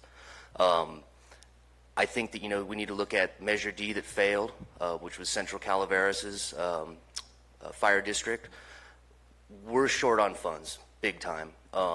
With PG&E filing bankruptcy, I fear that, it's not a question of when the next tree, or if the next tree is going to fall on a power line, it's when. all over the county. But I mean, I think District 2 is specifically prone and vulnerable to that. So I would encourage you guys to act wisely and look at the needs of the constituents in the burn scar. On the topic of cannabis, I'm paraphrasing Mr. Maurer, but you know, he mentioned that staff work comes in waves, and I fully understand that and agree with that. Planning Department did their big push in 2016 and throughout 2017. I think that, you know, we need to look at getting this in the wheelhouse of the Agricultural Department. I know it's not going to happen overnight, and who knows when or if you guys will even tackle the cannabis issue. But I think Mr. Maurer's made it pretty clear that, you know, he's got his hands pretty full with the general plan. I think we need to take a serious look at the several hundred small family farms that already went through the permitting process and the hard work that staff has already done in the Planning Department. Thank you very much. I don't see anybody else upstanding, so this will be our last, Bill will be our last speaker. Gina Gonzalez, Angels Camp. I would like to include in your study sessions discussions, nonprofits and volunteers are an asset to our county. And I'm a member of an animal disaster group that is not acknowledged by you. And I would like our county to start looking at nonprofits as a labor source. We also like you to discuss the disaster service worker program for nonprofits in our county. It's also ignored. We are free labor for you. And our disaster plan needs to be heads up. It failed us in the Butte Fire. We had quite a few misrepresentations from other counties. We had people coming in here taking animals out of here. We need to start that talk and that discussion in our county. And I would like to be part of it if I could. That's all I had to say. Thank you. Thank you. Bonnie, you want to talk? So, Bonnie, you'll be our last speaker. That's all right. Good morning, Board. I was interested in hearing the priorities that each of you had. And it seems like, with the exception of my supervisor, Ms. Callaway, all of you mentioned general plan. I'm sure if Marita had a chance, she'd probably add that to her list. General plans have been going on for a long time. Absolutely need to get this thing taken care of.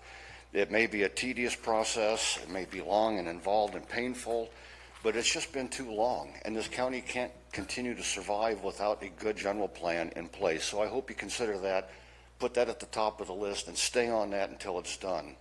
I think if we looked to last year, there were a lot of topics that got kicked over into this year because no one wanted to talk about it during election season. One of those would be the Public Nuisance Ordinance 8.06, which received some attention but was pushed off. I think the board needs to get a hold of that. That will help expedite recovery of funds that the county spends to get properties cleaned up, and not doing that is a financial drain on the county. And along with that, you might consider splitting code compliance away from the building department, because those two missions really don't complement each other, in my opinion, and they need to have some separate direction and flexibility to be able to get out there and do the things they need to do, especially if you get 806 taken care of. I also like to see the board take a strong position on a resolution to resist being a sanctuary county. We need to tell Sacramento that we are not going to do that, and make that part a strong resolution, a strong part of our county, so that department heads and others know that operating as a sanctuary county is not going to be accepted. So those are the things that we should be doing, in my opinion. As far as the things that we don't need to do, I think cannabis is probably the last thing we need to talk about. How many years have we spent? How many thousands of hours of testimony? How many times do the people of Calaveras County have to speak out and tell you what they want? They have every single time. They don't want commercial growing of cannabis in Calaveras County. Why you insist on trying to jam it down their throat is beyond me. They have been clear. We need to move forward. We've got other things to do, whether it's PERS, unfunded liabilities, general plan, 806. You've got more than a full plate to say grace over for 2019. I don't know why you would want to open that can of worms up again and spend that much time, and it will be a lot of time, new EIRs, new everything. The people have spoken. We've got a ban. Maybe you would try to see about getting the abatements and eradication speeded up before you decide to put more of it into our community. Thank you. So our last speaker, Ms. Newman. I got a list a mile long. Surprises me, the same people that want property rights are the same people that want to dictate what people can and can't do on their property. I mean, if somebody... Easy. Come on. Excuse me. We could do happy hands, but let's keep laughter and sniping out of this. Ms. Newman, please continue. Thank you. I actually wanted to come up and talk about the Mintier Harnish report, something that taxpayers paid almost $1 million to create a study, and it's beyond me why it's being kept secret unless there's something crooked in there, and we want to know what it is. If you can't release the study before you decide what the general plan is, for God's sakes, release it afterwards. We want to see what it said. That way we'll know why people were objecting to that release.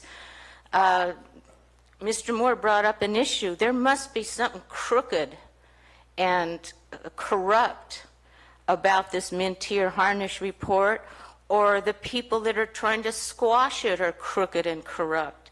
We want to know. We spent $1 million of our... I grub around in the dirt to pay my taxes, and I want to know what that report said, or I'm going to think you're all a bunch of crooks. Thank you very much. That will close public comment. I'm going to bring it back to the board, and while we've been talking, I sort of went ahead and grouped things into some broad categories. And I'd like to poll the board on if these are things that we want to take on and have study sessions on. Again, these aren't action items, these are to give staff and move forward direction. So does that work for the board? Is that okay with everybody? Or do you have some more comments you want to put in before I try to lump everything?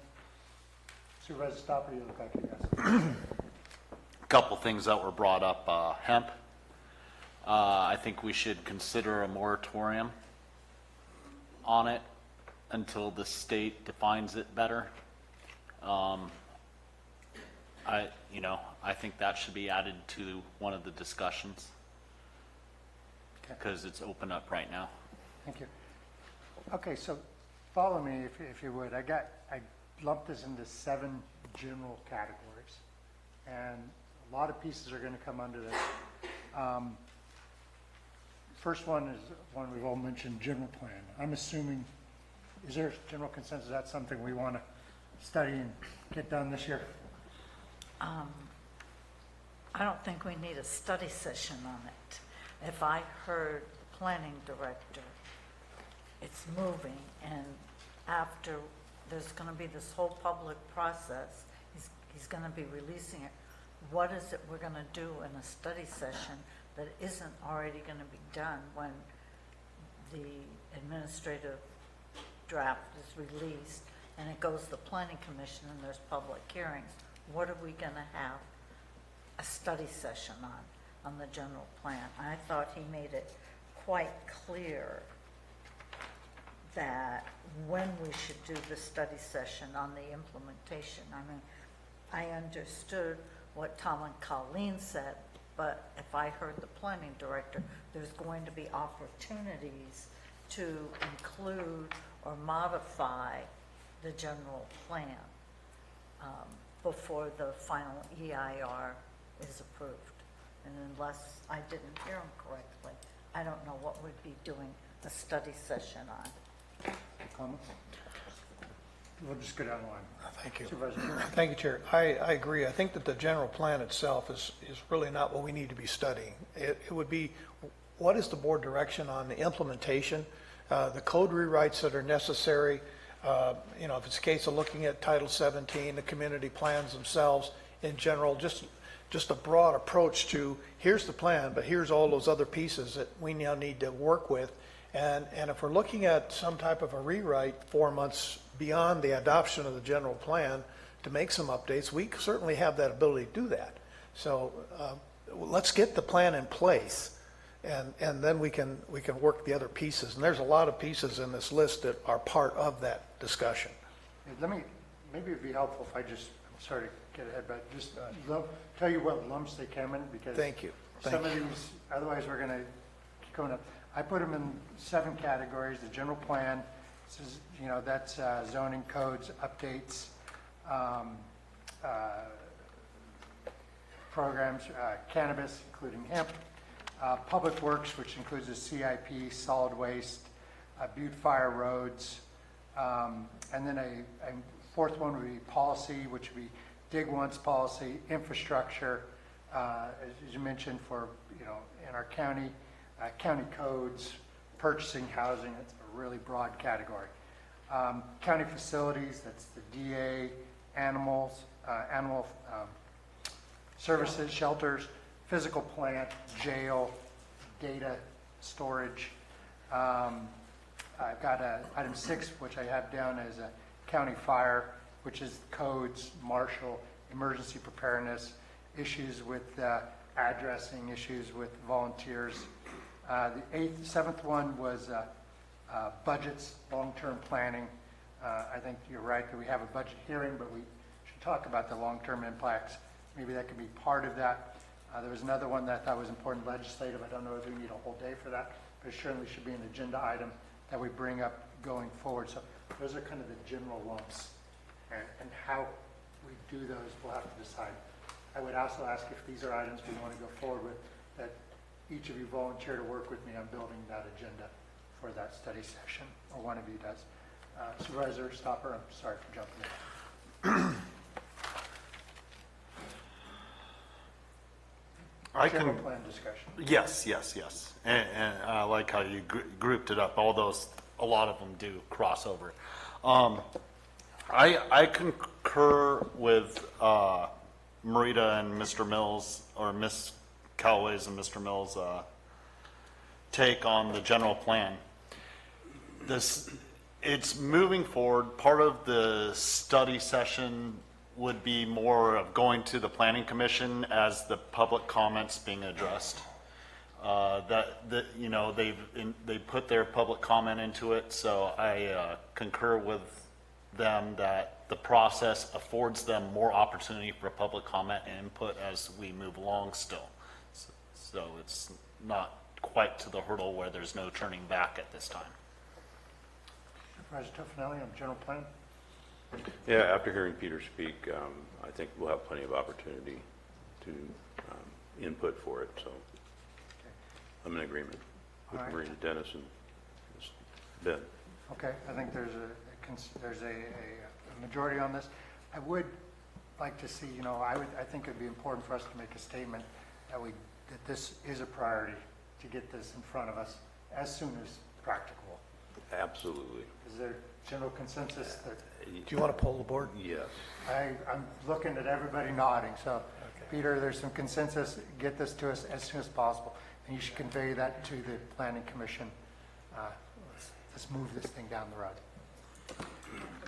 Yes, ma'am. Peter, am I correct in that the things that the Planning Coalition brought up, there'd be opportunities because the Planning Commission can make change, and based on those comments that we could also maybe include if appropriate? That's absolutely correct, and that's the whole part of this process we're going through with the response to comments, the final EIR.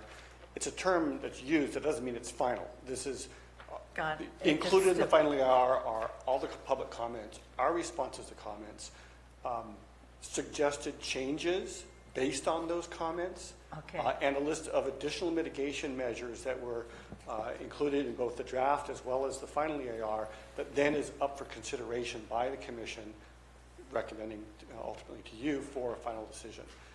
And once that's, once you've gone through and looked at each of those issues, you say, this is feasible, this makes sense, let's add it. This is not, here are reasons why. Then we need to craft the findings, findings of fact, statements of overriding consideration if necessary. But no, there is a lot of public input that is still ongoing, and we will look at all those issues that were raised in the public comments on the draft DNR and why they felt it was deficient and how we've addressed those issues. Thank you. Okay. Next issue was cannabis. Is there, let me poll the board, if any comments on this, and then we'll talk timeline, assuming we want to take this on. Yes. Supervisor Mills? Not at this time. I think that it needs to be something that is budgeted for, that there is some very clear, slow going. I think that the urgency ordinance was very reactive and very emotional for that result.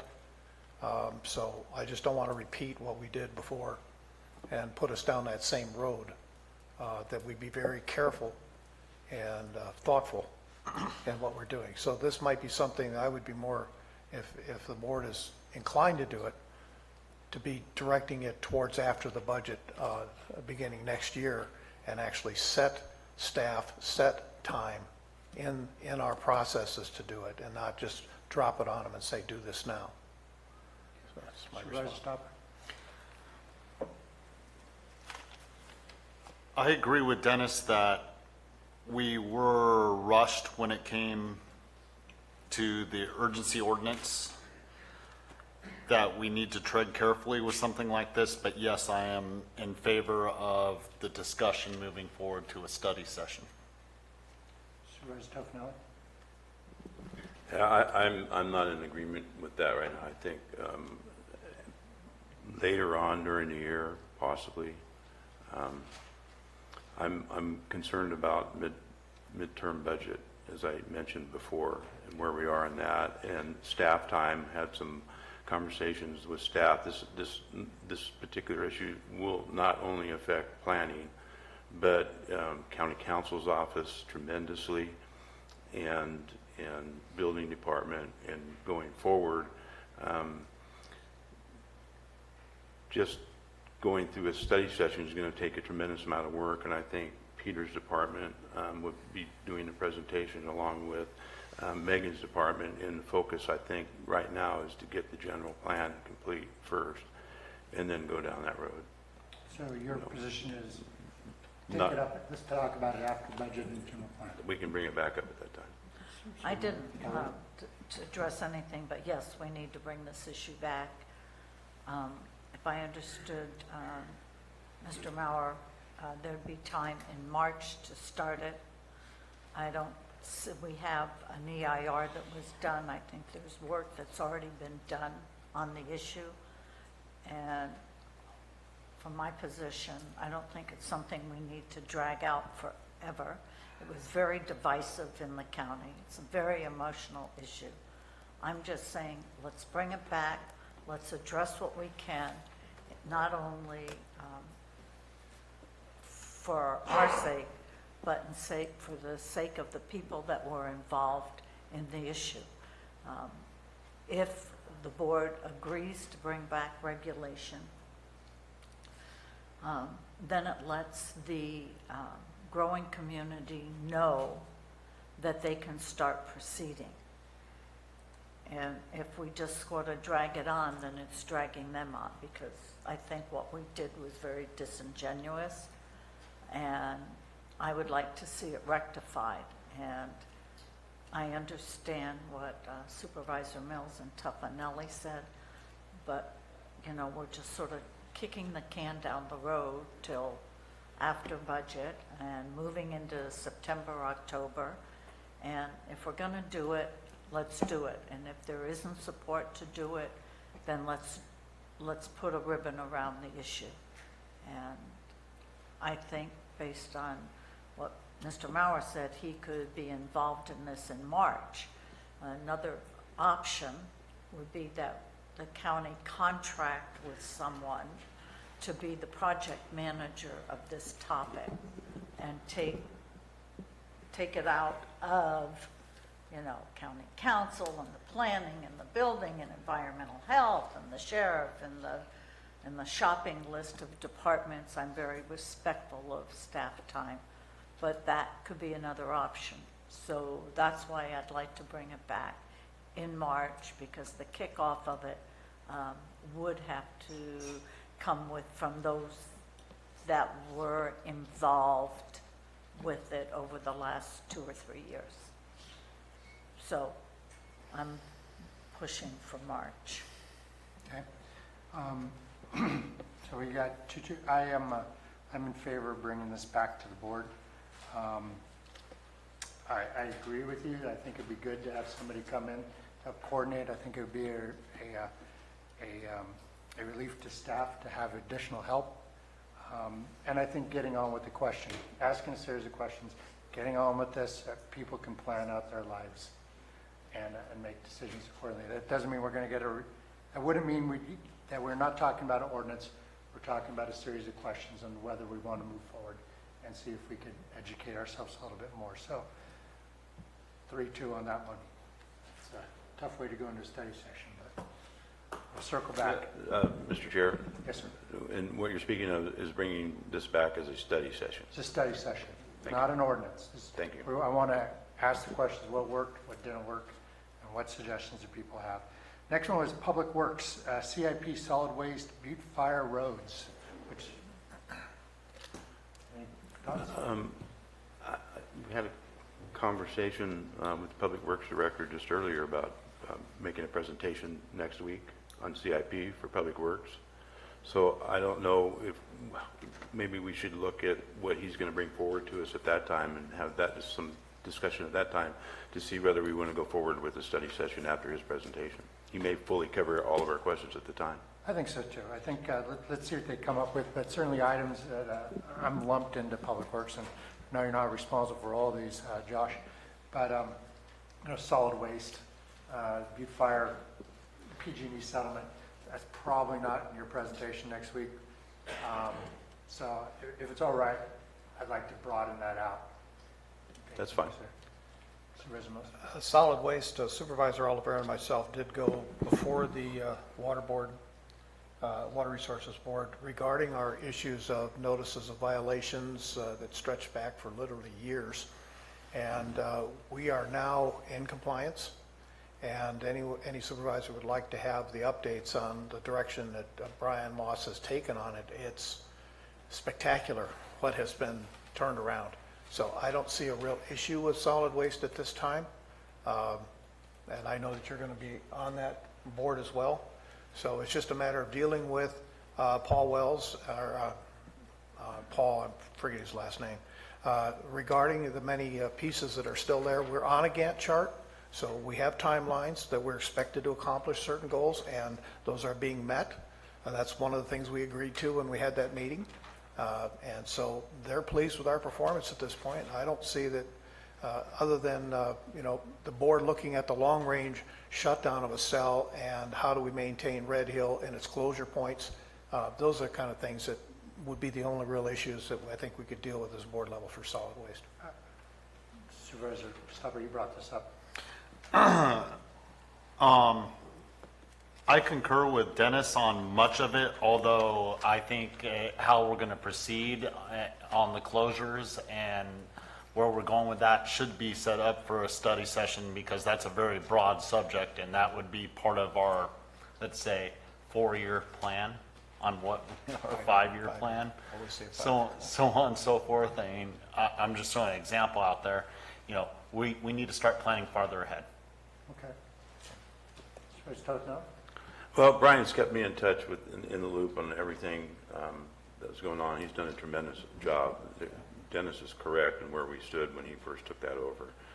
As far as notice of violations, he's cleaned it up tremendously.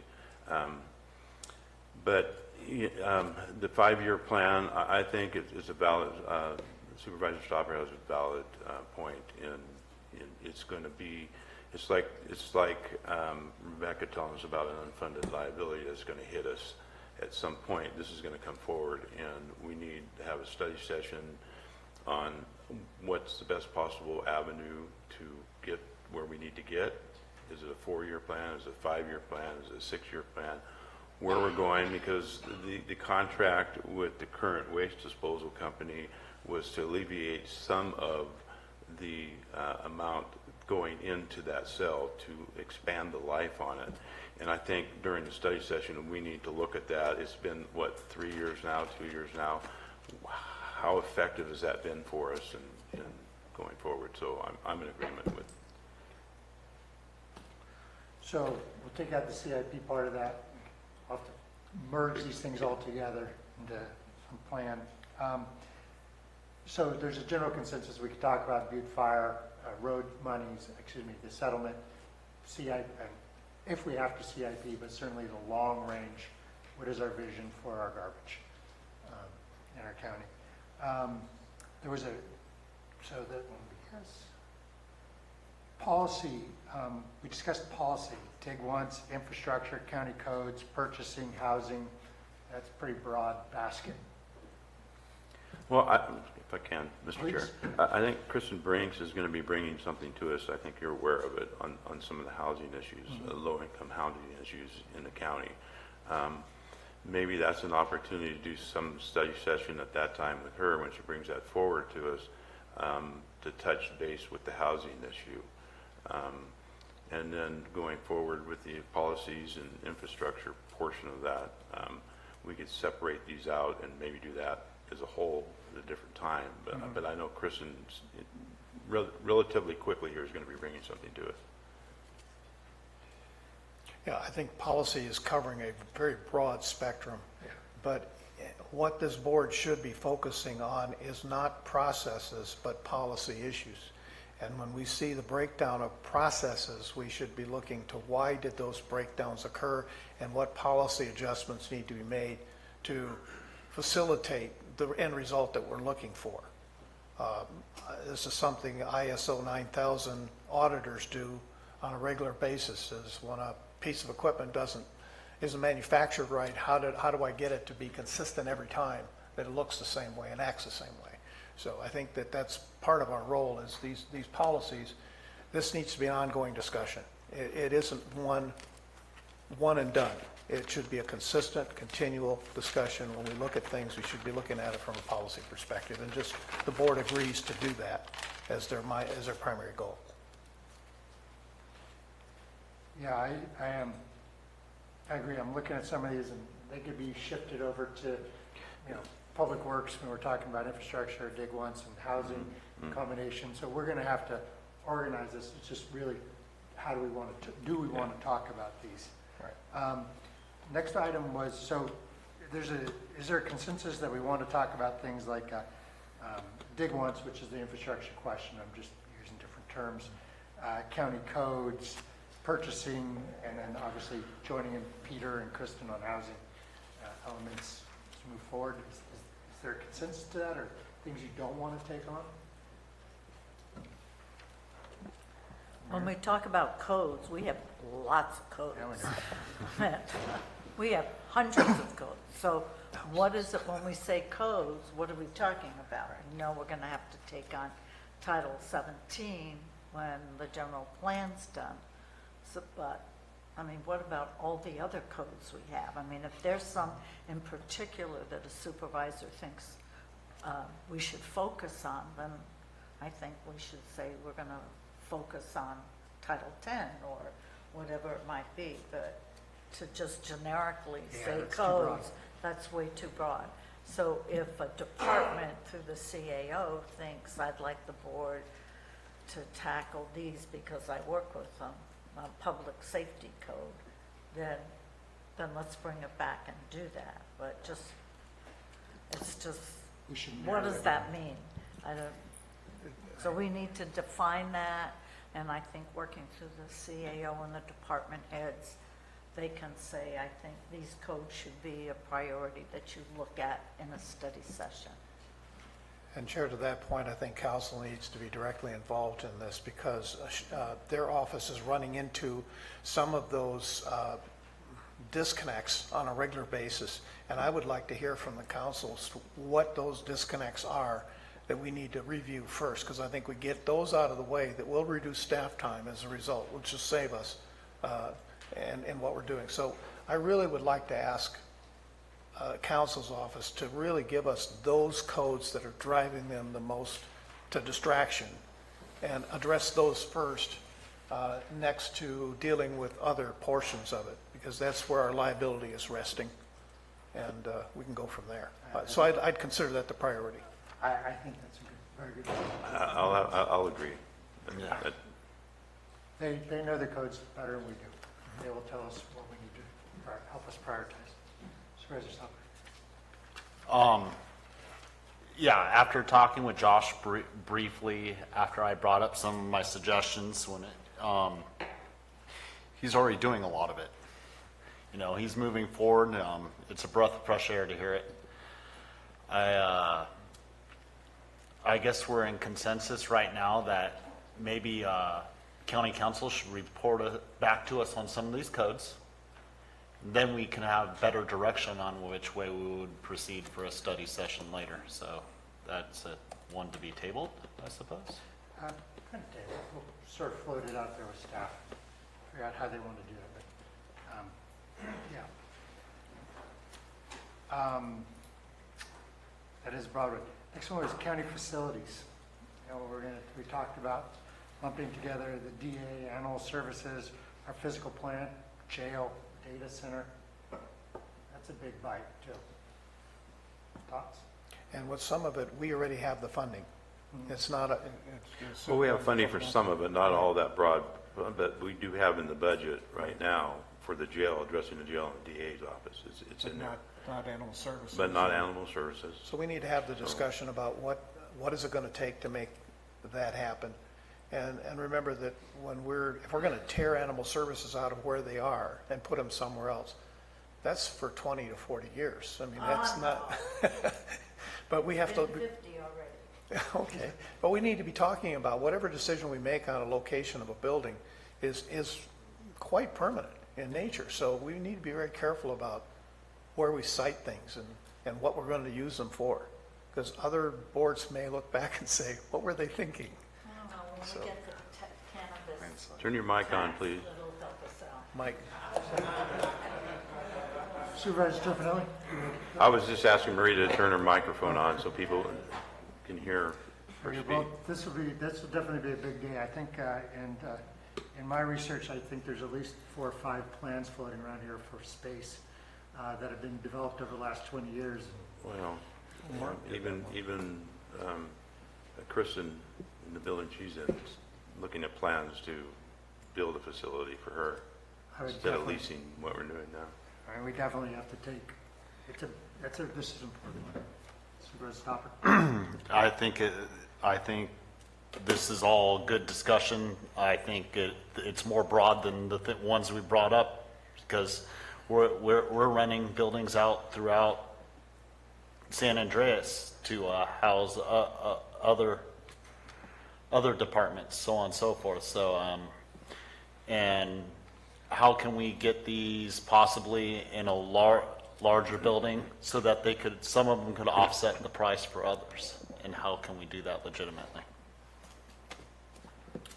So, since the consensus that this is something we want to talk about. And I think if we do this study session, we have a consensus for it, that we need to have staff bring to us the total amounts that we are spending for these outside buildings. So we have a knowledge of exactly the expenses we have going out. And I agree, but I think that it also would include how much are we recovering in A87 costs from those outside buildings? What is the cost per square foot if it is off-site versus on campus? We need to see that total picture. If you look at Tuolumne County, their buildings are scattered everywhere. And that creates a problem because getting from one department to another is a mounted challenge at best. So we should always be looking to try to bring our services into a common location rather than keep them pushed out. Okay, so everybody agrees this is something we need to talk about. Next one was county fire issues, code, fire marshal, emergency preparedness. That includes things like addresses, volunteers. Again, another really broad topic. Water tenders. Okay. I'll just be very clear, I'm a yes. Against? A yes. Oh. Let's have a study session on all those items at one time. Anybody? Yeah. Else? Yeah. That makes it easy. It's nice to have the easy ones.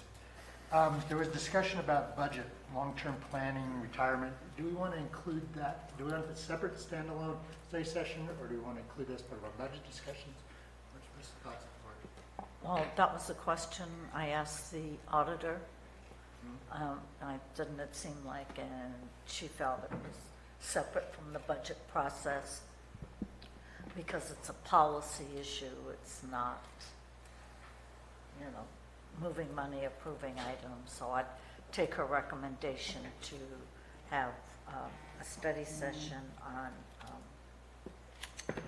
priority-based budgeting, and maybe we could also include, what was the second? The second item was on the unfunded liability. Yeah. So, and it could be just, that's an education for us to consider, and it might not be on this year's budget, but when we are looking at this year's budget, then, except for unfunded liabilities, we can move forward. And to that point is when we call it priority-based budgeting, it means we need to establish priorities. We need to establish priorities in policy so that the future budget years, we're looking out 4, 5 years, 4 and 5, et cetera, that these policies are driving our budgetary decisions. And I think that's really what has to be said. She's not in the room to agree with me, but I know that's the direction is we don't clearly establish the priorities. How can we drive a budget around them? So let's talk about those priorities when we talk about budgets. Stopper, do you have anything to add, or your lights? Okay, so. Yes. Yes? Yes. Yes. Okay, great. One other item I put on there, which is a retreat. Do we want to go off campus for a day? Good, legislative. Retreat. Legislative. I was thinking that as part of a broader meeting, because I don't know how much time we'll need on that, but we may need a lot. What are the thoughts on legislative? I've been a big proponent of the county being more active, and at one time I think we had a lobbyist. I don't know if we do now or not. We do now. But we have someone at RCRC, we have someone at CSAC. So I think part of our purview is if issues come up there that are impacting Calaveras, it's our duty to maybe bring it back to the board and say, I think we should take a position, yes or no. The other is, and I did talk to Mr. Lopez about this, wanting departments, because they're in tune with the ABs and the SBs and how it might impact health and human services or roads or whatever the topic might be, much more so than we are. He understood what I said, but he said to me, Marita, the departments are just surviving doing day-to-day work and getting it out, and now you want to put something else on them. So having a study session makes me think, what are we having a study session for on that? Maybe it's something initially the RCRC and CSAC representatives need to take a more active role and segue into it. I mean, I totally agree that we should be involved in legislative issues, but I also have to understand what Mr. Lopez told me about where the departments are, and is it that we want to put another task on them? Yeah, we had a retreat 2 years ago, and I'm still don't know what came out of that. It was 2 days, and we spent a lot of time and had department heads up there for 2 days, and I'm not sure whatever happened or what we got out of it beneficial. So if we're going to talk about this type of thing, then we shouldn't do it hastily, say we're going on a retreat. I think Marita's right. If we're going to do this on legislative things, that we need to gather information from RCRC and CSAC on issues that are affecting our counties and do it in a way that we get production out of this retreat thing. So we're not wasting time of our department heads if we're going to involve them in it, so. And I think that our representative at CSAC and RCRC can definitely feed back to the rest of the board in their report out those issues that are in the pipeline. And if we feel we want to take that on, and a specific issue on, and make a policy statement or take a position, that we could then agendize it to have that discussion. That isn't going to take a whole lot of staff time to do it. It's just a matter of writing a letter of support or opposition to a specific legislative proposal. So that's the direction, is monitoring all of this legislation. And you're right, CSAC and RCRC are doing that. Let's get some type of a consistent report to the board on some of those issues so that we know what's there, what is the status. And you can go on the website and you can see, is this in committee? Has this passed out? What committee is it in? And if we need to send someone up to actually give testimony, then that would be the thing to do. But we have not done that. And I think that we're remiss in our responsibility to our constituents and not going up there and making our voice heard. Okay. I agree. I agree on the CSAC and RCRC. I think Supervisor Tovenelli has a good point. I too am confused of what we did a couple years ago. Might be something we want to revisit, and all these can be revisited. I mean, if there's things that come up that we need to deal with, we have a new CAO on board, and they want to get together and talk about this, we could take that up. Are there other thoughts about the retreat, or is that sort of where everybody's at? Or I don't want to repeat what everyone's already said because I concur with them. I just think that it would be the best use of people's tax dollars, not just to go on a retreat for it being a retreat. We need to focus and get some work done while we're there. Okay. Mr. Chair? Yes, sir. I don't know where it would fit in the 7 things that you brought up and what of the 7 where we're going to go with them. But I think one issue that came up before this board or the previous board that's going to affect not only the 3 that are here from the previous board, but the 2 going forward. It was the code concerning the BOS salaries, and whether we need to do a study session on how there was many ideas going around what to base it on at that time in order to erase some of the liabilities that are happening. So I think it needs to be included somewhere in there or brought back sometime on its own as a study session so we can have those discussions on it, because it's going to affect everybody sitting up here right now and in the 2 that left from last year. And I think the 2 that are here need to understand that and go forward with the knowledge before we make a decision on that, because it needs to be addressed. Probably very soon, and the reason I say that is simply because if we're going to make any adjustments, we want to be able to prepare staff for those adjustments in our next budget year. So the sooner we can have that conversation, I think it would be an advantage to the staff to know what those constraints are. I think that perhaps since 3 of us are most intimately aware of some of our challenges, this might be something that, rather than even have a study session, just direct staff to begin the process of bringing that back so we can have the discussion on the board. I think you're correct on the timing. I'd agree. CAO. Oh, excuse me. No, we're going to bring that back to the board, the compensation issue. No. Oh. Is it study session or is it? It's going to be as an action. action. Oh, Action okay. item. It's going to be a regular action. Okay. I would poll for an agenda item.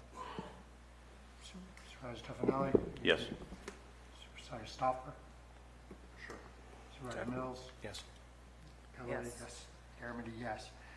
So, folks, we got 6 items.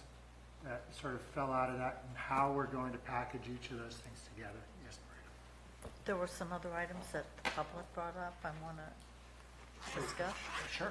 The one was the settlement agreement and what would happen to it. To me, that should probably just be an action item. Am I missing something on that? or- I'd like to discuss it. I mean, we could bring it back as an action item, but I think that we ought to definitely set aside time for that, because I know that we have to talk about, you know, I have that included under item number 3, Public Works item. And I'm hoping we could take that one on sooner than later. It's just, would this be also an opportunity, when we discuss that, to establish some clear policy direction from the board? Not that a future board might not override it, but that this board already has some policy in place as to how that money would be allocated and what its purposes are. So we don't consider this a jackpot or a lottery winning. It's not. And so if we understand and the public understands why this money's in place and that this board agrees to use it for those purposes, I think that clear policy statement needs to be made from here so our staff and everybody else understands. I agree. And maybe we could bring that back Am as I- an item. As an action item, not as a study session. I think we can do that. I know that. I'll defer to you No, and the I think CAO, but I just. And I'd like to work with Public Works, who's got the lion's share of the lift that they've got to do. So we could get together and figure out what the right way is. If this is Okay. something we need to discuss. We'll just Got do this in public, a study session or an action item, or some form thereof. And I have one more that I, was, I'm sorry. I just weighing in on the subject. I'd prefer a study session first before we brought it back as an item. Okay. Get more clear direction. and there's one other Okay. item that came up from the public, and I kind of hate to admit that I agree with him, but Mr. Segala brought up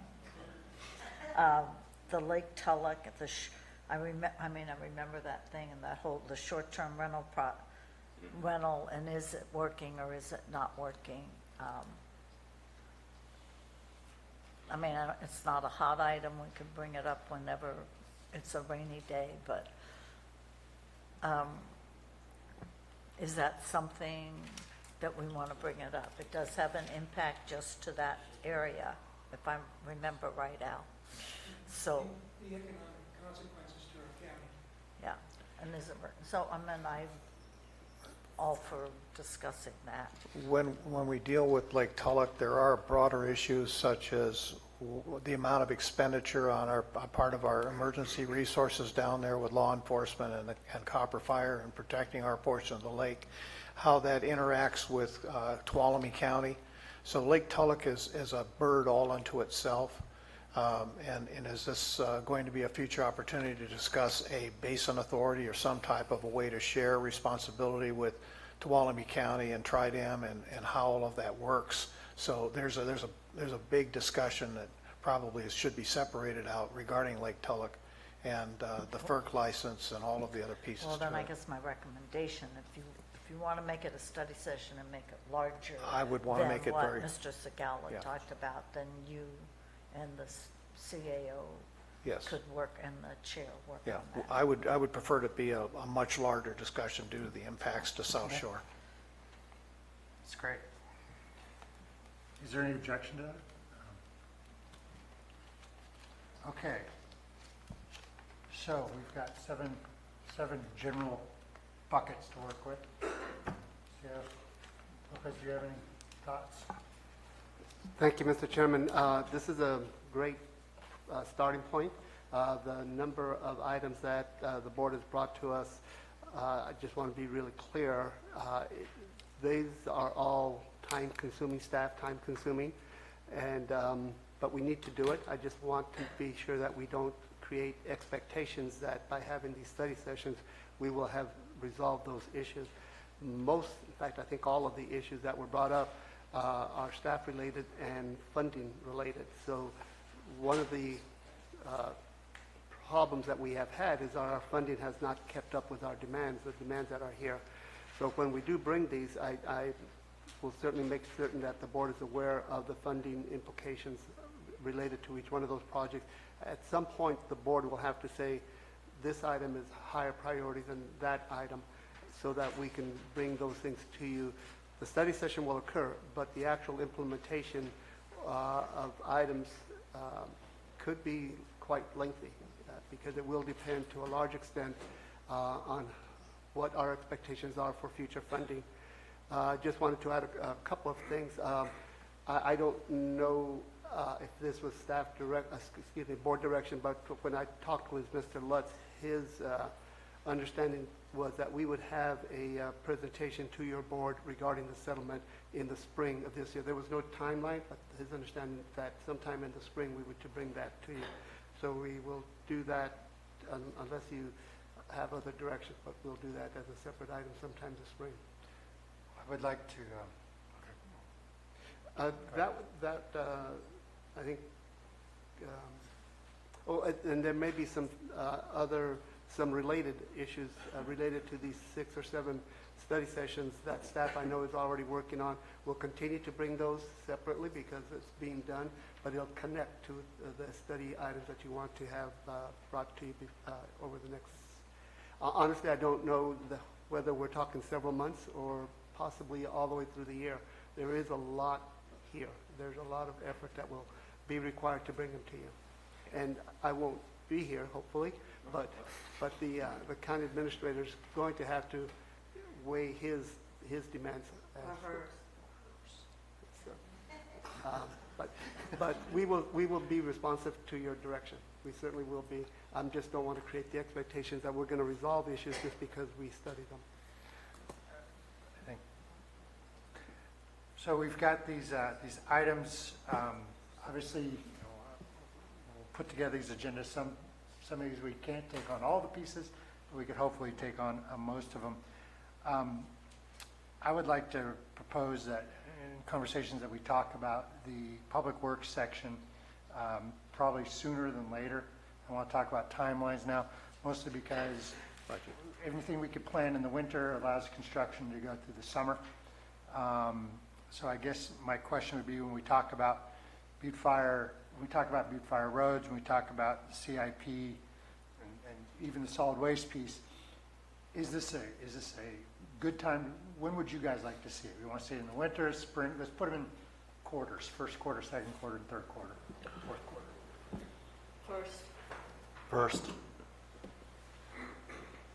First, but I want to add to what you're putting there. I think it's critical with fire season going to be coming up quickly that we put the fire issue up front too, along with the public works. So if we can at least address some of that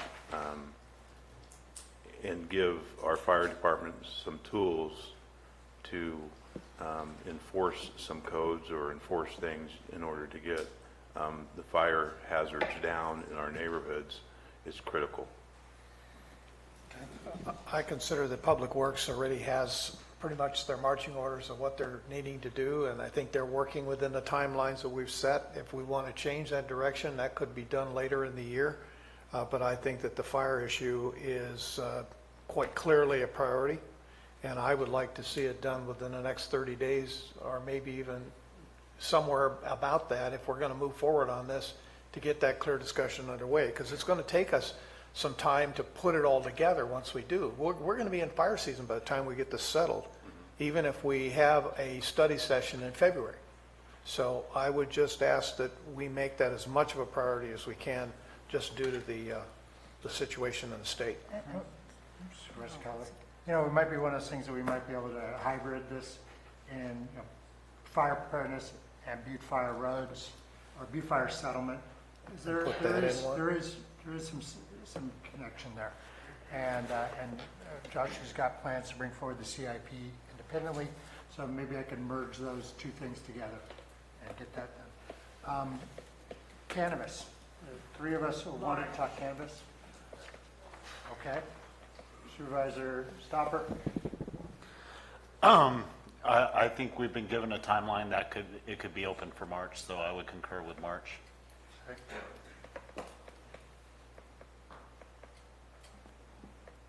Counselor? Just a quick question. one of the problems that staff has faced as it relates to the cannabis issue is who is the point person and who is taking the lead in bringing the study session before the board. And so, certainly if the direction from the board is that you would like the study session in March, certainly staff would be willing to do that. The question that I would have is who? And I know that there was some discussion about a consultant, a contractor to be the point person. But I know, just looking at my colleagues out in the audience, everyone's saying, okay, who's on first? Who's going to be taking the lead on this? And speaking for those that I've worked with over the last few years, I don't think anybody wants to be in that hot seat. So that would be my only request, is if March is the time frame that you would like this study session coming forward, that you also provide guidance as to what department you would like to be the point person organizing that study session, and or direction on reaching out and having a consultant to start being the middle person to coordinate with the various departments. Question is there any interest in hiring a consultant to be the point part of the spear? Yeah, I'm fine with that. I know none of the departments, I understand, we don't. Yes, I support that we do that. Going back to Supervisor Mills, of course, we want to know, what's that cost? There's going to be a cost to it. But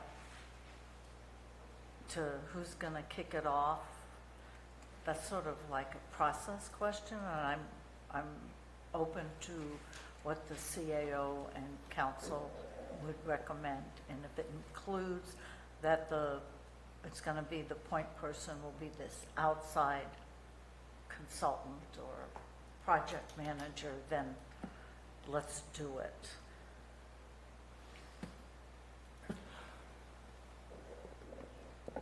Supervisor Stopper. It took a conglomeration of departments and everyone working together to get the original one going. Now hindsight's 20/20, so I'm going to move on to the new one. Where are we getting the money for this outside person? First of all, I think it's a good idea, if we're going to do it, to take some of the load off some of the departments that have some of our higher priorities in mind, per se planning. But we need planning, we need council. You protect us and know the law. We need land use and zoning comes from planning, and so on and so forth throughout the county. So it's going to take a conglomeration, in my mind, of departments working together to move forward. Hiring somebody to mitigate that, I think, should be part of the discussion of the study session. And I'm going to agree with that. We still haven't had midterm. We don't know where we're at. You're talking about spending money. You don't have any idea how much money you're going to spend. We're not talking about, how much is it? What's it going to cost? Where's the money coming from? I think all of that, if we go forward with that, if this study session goes forward, is that we need to discuss that at that time. Yeah, it all comes down to budget. It's great to have projects, but my concern is do we overload staff with all of these goals that we're trying to set to some degree, because they're listening to what we're saying here, and they're going to go to sleep at night, or are they, as a result of all of these ideas as to how they can accomplish it. It isn't they don't want to, it's just how do they accomplish it. So I don't want to be in a situation where we're giving them even an expectation that they're going to be able to have to do something which would put them in a position of overload. And so the budgetary restrictions, the staffing restrictions that I know with planning, you don't have a full staff right now. And that's got to create some issues as well. So even if we hire from the outside, how familiar are they with? So these are all part of the questions that have to be raised. And I think that the planning and having a study session should help to ferret out what those are and how to accomplish it. Again, my concern is moving too quickly, creating something out of emotion. I would rather that this board not be in a hurry, step back and look at the whole picture and the results, not only here in this county, but in other counties as well, and say, we don't need to create a new apple here. The apple's already been built. So that's why I'm looking at the study session saying, if you're going to do that, let's come away with what are the expectations and not make any decisions today to hire consultants and start heading down that road. So no on the consultant. No, not at this time. Okay, there you go, Counselor. We had so we'll take that on, and there's consensus for March. We'll take on the policy. When do we want to see that? That's the infrastructure, dig once, codes, purchasing, what staff comes up with, housing. What quarter would you guys like to see that? I see that as being done right after the budget. Okay, so Q3? We do budget in September. We actually do an adoption in September, but I'm just saying You want it sometime for after mid-year or June, sometime after June 30th. So Q3 or 4? Yeah. I agree with that. I also think that it needs to be a continuous thing addressed. It's not going to all get done with one session, and different things will come up in the future. I think Q3 is excellent for it, as Peter discussed. That a lot of that follows after the general plan on certain issues, so on and so forth. Sounds fair. Physical plant, DA, buildings, jail, when would you guys like to see that?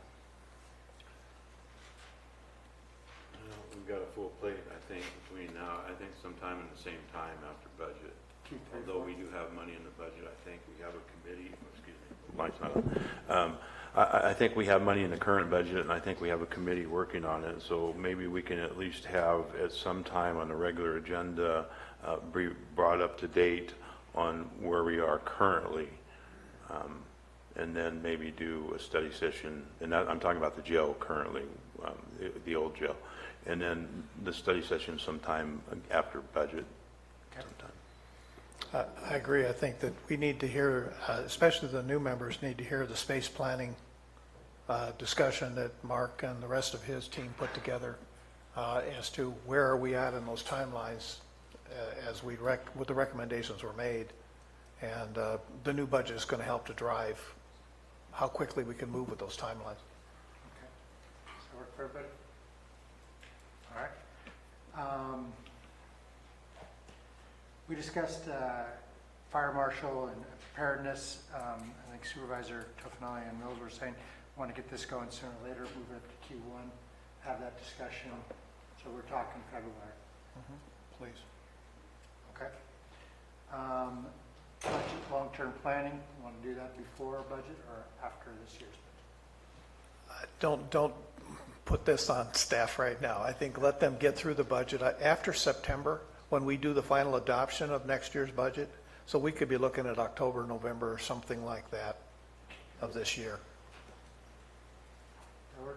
I'd like to see it sooner if we're going to change the way we do the budget. Can you turn your microphone on, please? Thank you, Mr. Tofinelli. Let's straighten you out, Marita. You come sit over here.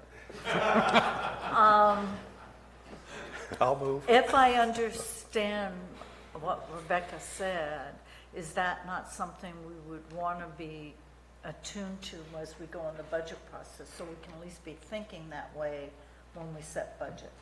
That's all. CAO, would you like to weigh in on this? Mr. Chairman, board members, I think it would be extremely difficult to try to make the transition for the 1920 budget. I would recommend that we proceed with what we've done and recognize the board's direction so that as we're doing the 1920 budget, that we start looking at how we can bring in some of those other ideas, if at all. I did hear the auditor controller, but there are reasons why most counties do just a year-to-year budget, but it should be considered, and there are pros and cons to everything, and we should we should bring something to you that you can consider later on after the budget. I don't think we should change the budget process this year. Oh, no, I agree with that. I was just thinking in terms of, do we want to put that, because we've talked about, doing a 2-year, 3-year budget, but I'll go with Mr. Lopez. So that means if we want to look at it, it would be fourth quarter. Q4? Yes. Okay, we also had the item of VRBOs, like Tulloch, that whole discussion.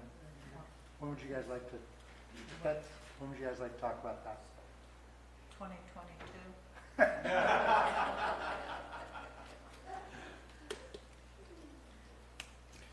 Well, I think my recommendation, because Mr. Mills brought up several things he wants included, that, he maybe package something. I mean, it's not a high priority, but it's something that sounds like he would like to deal with, and Mr. Segala brought up. I think it's appropriate to review a policy. Thank you. The issue is that there's a lot of groundwork that is currently being done in the background with Tridam, with Tuolumne County on this issue, as well as with local people in the community. So I think that if we have a discussion about Lake Tulloch, it has to be a very robust one surrounding all of those issues, and I see it as something for the fall of this year, not earlier. It involves just one area of the county, much like the roads and trees in District 2, but it's not a life safety issue, so it can go over until Q3 or Q4. All right. Ladies and gentlemen, that was a lot of discussion. Let's close up on lunch. Is there any further thoughts you guys want to take as far as we set the agendas for this next year? I would like to discuss the possibility of doing closed sessions after the board convenes in the morning to allow us to have a longer time frame and not be pushed into that 1 hour number. I've seen consistently where we're late coming out of a closed session simply because of discussion. And if we had those closed sessions after our regular board meeting, I think it'd help in getting everything accomplished in a seamless way. Thoughts on that? Mr. Lopez, what are your thoughts from your experience?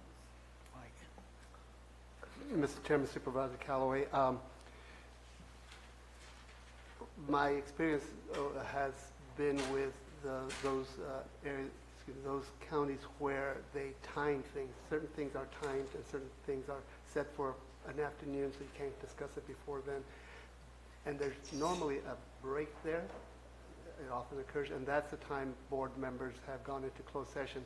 Having it after the regular completion of the regular agenda it would work for the board. I'm not sure how convenient it is for the public that's here to make their points. But having it sometime during it, there's no reason that I'm aware of why you couldn't take a time that you prefer, where you feel that there's an opportunity to take an hour or whatever it might be in closed session. It's really your preference. There's no regulations that I'm aware of that says you do it at any particular time. Right. But I understand how it can be difficult to have it at 8 o'clock and go till 8:30 or something, because then you have a number of people here just waiting on you. It might be one of those. It might be one of those things that we, if we have to do it in the morning, because it pertains to what we're doing later on that day, we'll do it in the morning. But I agree. I mean, especially on issues that are complex that we need to have in-depth discussions on, we can move it to the end. I think that's a good point. Because I've sensed we've been crunched at times trying to get our discussions completed in the time window, and if we didn't have that time window, I think it would lead to better discussions. And I think it's respectful to the people.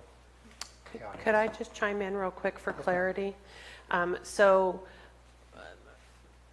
don't disagree, not that my opinion is whatever on this, but I don't disagree with the board coming back late and having to provide updates to the public. We're running 15 minutes late, we're running 15 minutes late, whatever. That can be problematic. My concern would be with consistency. At this point, whether we have closed sessions start at 8 or 8:30 is sometimes an issue. So I think it's important, and especially for the public, that we provide a consistent time. that closed session is. And whether that's at the end of the meeting, whether that's at the middle of the day, before or after the lunch break, whatever that is, Excuse me, that Tom, we're there's, not doing more public comment. It's a point of order. We don't, public does not make point of order. that we just provide something that's consistent. We may be off topic. Okay. Yeah, We're saying that. We so- are, we're actually in an Yeah. agenda item here. Yeah. Yeah, we're moving on to another agenda. I just brought it up and it looked like it morphed into something. Exactly. And I apologize if I was abrupt, but the new rules are no longer points of order from the public. The rules that were passed back in September last year. And, okay, so. I'm sorry, I still have one point of clarification. So if we are talking about study sessions on the third Tuesday, that those are the days, I am still unclear as to whether there will be regular business on those days, or if they will be, if departments will not be allowed to put items of regular business on those days. I would propose, and subject to agreement by the board, that we hold those as study sessions. If there's emergency items that we have to take up, clearly we're going to take them up. But I would rather not start loading up those days. Mr. Chair, I would propose that since we're probably not going to be having a study session on every third Tuesday, that during your agenda review meetings, you certainly can have the discussion as to whether that third Tuesday is going to have a study session or not, and if it isn't, then you can open it up to regular agenda items. If you have the purview at the time, the foresight to know through the CAO whether we're going to schedule one at that day or not. And then at least it gives the department heads some time to additionally add things. So what's going to happen is what happened before is we're going to have that fourth Tuesday going till 8 o'clock at night because we weren't able to schedule anything on that third Tuesday. And I think that was the issue that we had, why we did what we did the latter half of last year. So I think that's an option that you need to look at. Taken. Supervisor Callaway? I agree. I think staff should be allowed to put things on the agenda, and if the CAO understands that the study session might be 2-3 hours, that still leaves the afternoon, and if staff has an item, let them bring it. Okay. Very well. Let's wrap up that item, and moving on, supervisor announcements.